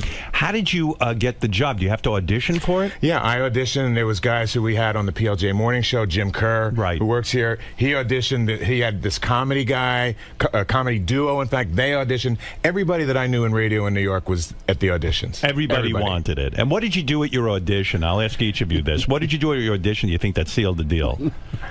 Well, there was two. The first one was just like bare studio, sitting there. It was like, you know, Nazi interrogation thing. It was weird. Spotlight in your face. Do the music news. The second one, when you get the call back, that was in a freezing cold studio, but a set. There was a couch and an easel with pictures of the Eagles on it, and I had to identify. I had to back announce the Eagles, and refer to the easel, and then walk over to the couch and sit down, and like do some music news. Were you nervous when you? I was terrified. I had no. Television was not in my plan. I was a radio guy. And you guys point out in the book, too, I guess I never thought about this. The goal was, once you got the job, you could complete your job in 42 minutes. Was that the record? That you guys, in other words, you didn't have to sit through the music. No, but so you could get in and out of the studio in. It you didn't work like that, really. Later. Yeah. You started to get bored. Well, when we wanted to go do drugs, we needed to get out and get that show done. Were you doing a ton of drugs, Alan? Not on air. No. No, I was a recreational drug But user. in other words, your job could be 42 minutes. You could complete a 4-hour shift in 42 minutes. Mark and I did a little high-fiving with speed. But we had a crew that was also running that. You know how the people hype you up around here. It's like, come on, man, let's get in and out. We all got to go see the hockey game tonight. And you go, yeah, I'm going to get through But this. the truth is, too, you guys probably never even saw each other that much because you came in a while. We did. In the first couple of years, the first studio on 33rd and 10th, we did because we were in the same dressing room. Right. But when we moved to 57th Street, then they gave us all dressing rooms. Right. We each had our own, and then they also that probably wasn't we good. weren't taping in. We were taping in sequence. It was the beginning of the end of the MTV family. It really was. Yeah, because they need to keep you together. Did you bang lots of famous chicks, Mark, when you got big on MTV? No, but a lot of ones who weren't famous. A lot of ones who weren't. I have my near miss story, which is I would go to eat at the Applejack restaurant right up the street from our studio, and Diane Lane was in there quite often. And I would go and sit, and we would have chats, and I would fantasize. I wasn't looking to have an affair. So by near miss, you mean I know how near are we talking? I know she was. Did you get in her pants or not? I know she was interested. She was. She came up and said, "I watched you on MTV." You thought married. Martha was interested. So you did bang her. So did you bang her or not, Al? This is the theme. Al's imagination, right? Is that what it is? Al has fantasies. I didn't know write that. a new book. I learned in the MTV book, the new one that's coming out, of course, VJ, The Unplugged Adventures of MTV's First Wave, in the stores today, that, Mark, you sold meth in high school? Yeah, I did. I was entrepreneurial. I'm Jewish. Right. A Jewish meth dealer. You know, where do you find that, really? Where did you grow up that you're dealing meth? I grew up in the suburbs of Philadelphia. No kidding. That's where it's big. It's huge there. It's there and in Indio, California. Meth is a drug I don't understand. I mean, how much is it for this meth? And then you apparently lose your teeth and your looks immediately after you do it. You know, I never had an addiction to this stuff, and there was people who used to come to buy from me back in the day who were terrifying that I wouldn't let in my house. Yeah, I bet. You know, but that kind of went away. Once I went to college, I hoped to go to college with a lot of money. I had a big deal planned at the end of the summer. Right. This French guy that I had been dealing with, gets busted and deported in one night. And so with my 10 grand. All right. Are you still selling meth? Yeah. Just around here. You could get some. Yeah, but Howard, meth ain't like it used to be. I bet. Now, Martha, the MTV tried to set you up on a date with Billy Joel as sort of a publicity stunt. Is that correct? Yeah, and I look back at that and I go, what was I thinking? I should have at least said, I had a boyfriend at the time, and I should have said, you understand, this is business. I'm going out with Billy Joel. But I was like, oh, no, I can't.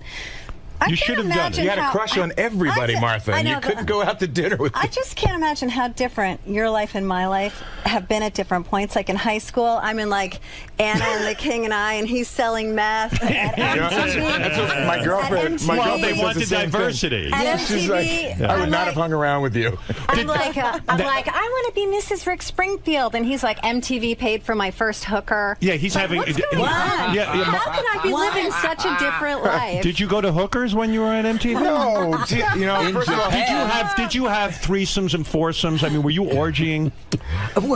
In Japan, I had some experiences like that at MTV. Very nice. Now it's easy for him to say yes. Now it's easy to say yes to everything, Howard, because you've opened the Pandora's box. Now it's like, oh yeah, I did that. By the way, MTV paid for my first hooker, and there's no question about who paid for the others. Who did? There was no others. That's the point. It was in Japan. It wasn't a hooker. Martha went out. Did you guys? I read this. Martha went out. She agreed to go on a date with Paul Stanley of Kiss. And you not only went out with him, he took you on a bowling date, and you were completely turned off to him sexually because he cared too much about bowling. Okay. Kiss is an awesome band. I love Kiss. No backpedaling, Martha. Go for it. I just want to say when you... Did you blow Paul Stanley? I just want to say that sometimes there are fragile egos, and I'm sure that Paul Stanley is a much better bowler now. Hey, was he really angry that he could not get his bowling game together? He was just super into bowling. Like, he came and he had like his own shoes and his own bowling ball and his own bowling bag. And then is that a turnoff? This is all a mess. I mean, he's into it. And then we were bowling, and all of a sudden he's like, you know, examining the pitch of the lane. You know, he's like, he complained about the pitch of the lane. Let us speak in metaphors here. Wait a second. You had to switch lanes because Paul felt... the pitch of the lane was not correct. So did he try to take you home and have sex with you, and then you were just like, oh, forget it, I'm out of here? I don't know. I think that he kissed me goodnight, but I think Paul only was to be nice. I think both lane. of us were like, okay, this doesn't work. But you say in the book, a lot of men got frustrated with you because you were the MTV cock tease. They would go out with you. They expected to get somewhere with you. Paul Schaefer hung around with you, right? A long time. He put in a lot of time with you. The band leader of David Letterman. How do you know this? You're assuming. I'm reading. It's in the book. It's in the book, I think. No, I know, but you don't know the amount of time. He put in time, and then he decided he gave up on you because you weren't putting out. He told me on Fifth Avenue that I was being a tease, and that was it. Yeah, he wanted it. And who does she show up with, though? And God bless him, we loved him. But one day, she shows up with Stiv Bader. Stiv Bader. Oh, Stiv Bader. You know Stiv. From Lords of the New Church. I really don't know Stiv. But really? She has the pick of like the Martha litter, if you consider Paul Schaefer part of a litter. Right. But there's Stiv Bader. She went for the wonderful, geeky kind of You had sex with Stiv Bader, you right? said to Nina, you go for rich rock stars. I went for the poor ones. You went for like a punk dead guy. But I liked no pigment whatsoever. The girl next door. Did you have an affair with him? With Stiv? Yeah. Oh yeah, we were together. Was he good in bed? Oh gosh. Were you good in bed? I'm so much better now. Well, I by the way, still want to know if Paul Stanley's bowling got better when you switched lanes. Exactly. Who knows? How was his bowl? Did he win at least? You know, you make the point, Martha, in the book that you now look at some of the music that you play. I'm surprised you actually say this, because you're an open-minded person, but some of the music you played on MTV, you are now ashamed of because you have a daughter. No, I won't say I'm ashamed of. It's just that it makes me cringe. I can't help it. When I hear Sexy and 17 and I have a teenager at home, I'm like, oh my God. But you say you now understand what the parents' advisory was doing. But Sexy and 17, isn't that what they said about Elvis and all this stuff? When you're 17, you think Sexy and 17 is all good. Right. When you're a parent, you go, oh my God, what a horrible message. Or you listen to like Rick James, Super Freak, and you're like, oh my God, some dad out there is praying that wasn't written for his daughter. Is everyone happy now? I mean, the book is out, VJ, The Unplugged Unplugged Adventures of MTV's First Wave. It's in stores today. We congratulate you on that. Thank you. Thanks. Where How are did we? this project come about? How did this? Who decided to get? Well, you all Mark was together? dealing meth. He said there's got to be something better. There's got to make some money out of this. We've been working on this for. That's what people are going to come away with. You were working on I'm a meth dealer. Did you sit together? We've been thinking about it for a decade, right? Is that right? And 8 years ago, people started wanting to make a movie of it, a VH1 movie of the week. And they were all cheesy ideas. It was like, no, that's not the story. We don't know what the arc of our. We didn't sleep with each other, and we didn't die of a heroin overdose. So what is the real story here? Well, it's kind of an Almost Famous for the 80s. You know, it's the context of the times, the Reagan years, and MTV, the paradigm shift. Through our eyes, let's tell that story. So for the past 3 or 4 years, we've been trying to find a writer who could tell the story, the narrative of what. How did it work? Did the writer interview each one of you? Yeah, it became an oral history because our voices was the way to go. It's fun having you all in the same room. Did you do that too for the writing of the book? Did they? We did a bit, yeah. A little bit. Not so enough. much the interviewing Nina part, lives so far away. She lives in Maine. Nobody wants to go up there. What are you doing in Maine now? Are you married? No. You single? Yes, you're hanging out? I live with a lot of animals. I love animals. Right. Are you happy now? You're not going to kill yourself? I am. It just, I am so grateful to all the time that, I spent with MTV, Entertainment Tonight, the whole thing. But after having enough of it, it's really not who I am, really. And Mark knows Will you this. join Mark? Will you join Mark in selling meth now? No, but I do have customers up there. In Mark's house. But I'm really so content. I love doing Sirius. Your life in Maine is good. You're on I live Sirius. in the woods with moose and everything, and I'm probably the calmest. Do you listen to music a lot? I don't. I listen to the radio. I listen to Sirius a lot, and I have like my best of Van Halen that I go speeding down the country. Do you roads. mostly listen to the music of your era when you not the 80s? Other than my work, I like classic rock mostly. Right. All right. Alan, what about you? What do you do now? You married? Yeah, I'm happily married again 6 years ago. I got 2 new kids, so I've got 4 offspring now, 2 older, 2 younger, and so that's why Mark's laughing at you for that. Why do you laugh, Mark? Why is that I'm funny? smiling contentedly to myself. I have a 20-year-old daughter who I love dearly, but my God, would I not want more kids now? Right. My girlfriend, I've been with the same girl for 13 years. I love her to death. Does she want kids? Jill, who I think you know, Jill would like kids, I think. But you're not going to do it. Watch him Dude, stutter. I'm 60. You're 60 years old. Come on. That's enough, right? I'm done now. Right. Does she understand that? Yes, I think. Jill, do you understand that? God, I hope so. And Alan, how old are you now? It does keep you off the couch. I'm 56. You're 56, and you're chasing little children I feel around. great. That's why, Mark, I'm going to laugh at you, too. Mark, now I understand. I've got more kids out there to bring the money back and to sell the meth. Right. Sell the meth. Stay off the pole. Now, That's my older daughter. That would be a good TV show. I'm moving to Chicago. Sell the meth. I'm on my way to Chicago today. I'm moving to Chicago. My wife is getting her PhD at Northwestern, so I'm going to live a Chicago life. For my daughter's there. You have a young wife? I do. How much younger? She's 18 years younger. 18 years? But she's 20 years older in the mind than I am. She's much more mature. Super hot, right? She keeps me. I don't know. How much younger is your wife, Mark? About 12 years. I mean, yes, 12 years. All right. And Martha, what about you? Are you married now? I've been married for 21 years. What is the secret to a long relationship? Don't get married to Mark or Alan. Hey, thank you. Don't fuck Paul Stanley. Robert Quivers, ladies and gentlemen. Thank you so much. Although you're married 21 years, you cheat a lot, though, right? Is that the secret? So, do you have kids? Do you have children? We have 2 kids, and my husband and I work together all the time. He's a composer, so he and I share the studio. I think people think that we're weird. They're like the nerdy couple. They live in Malibu. They're the only ones who don't cheat. What kind of musician is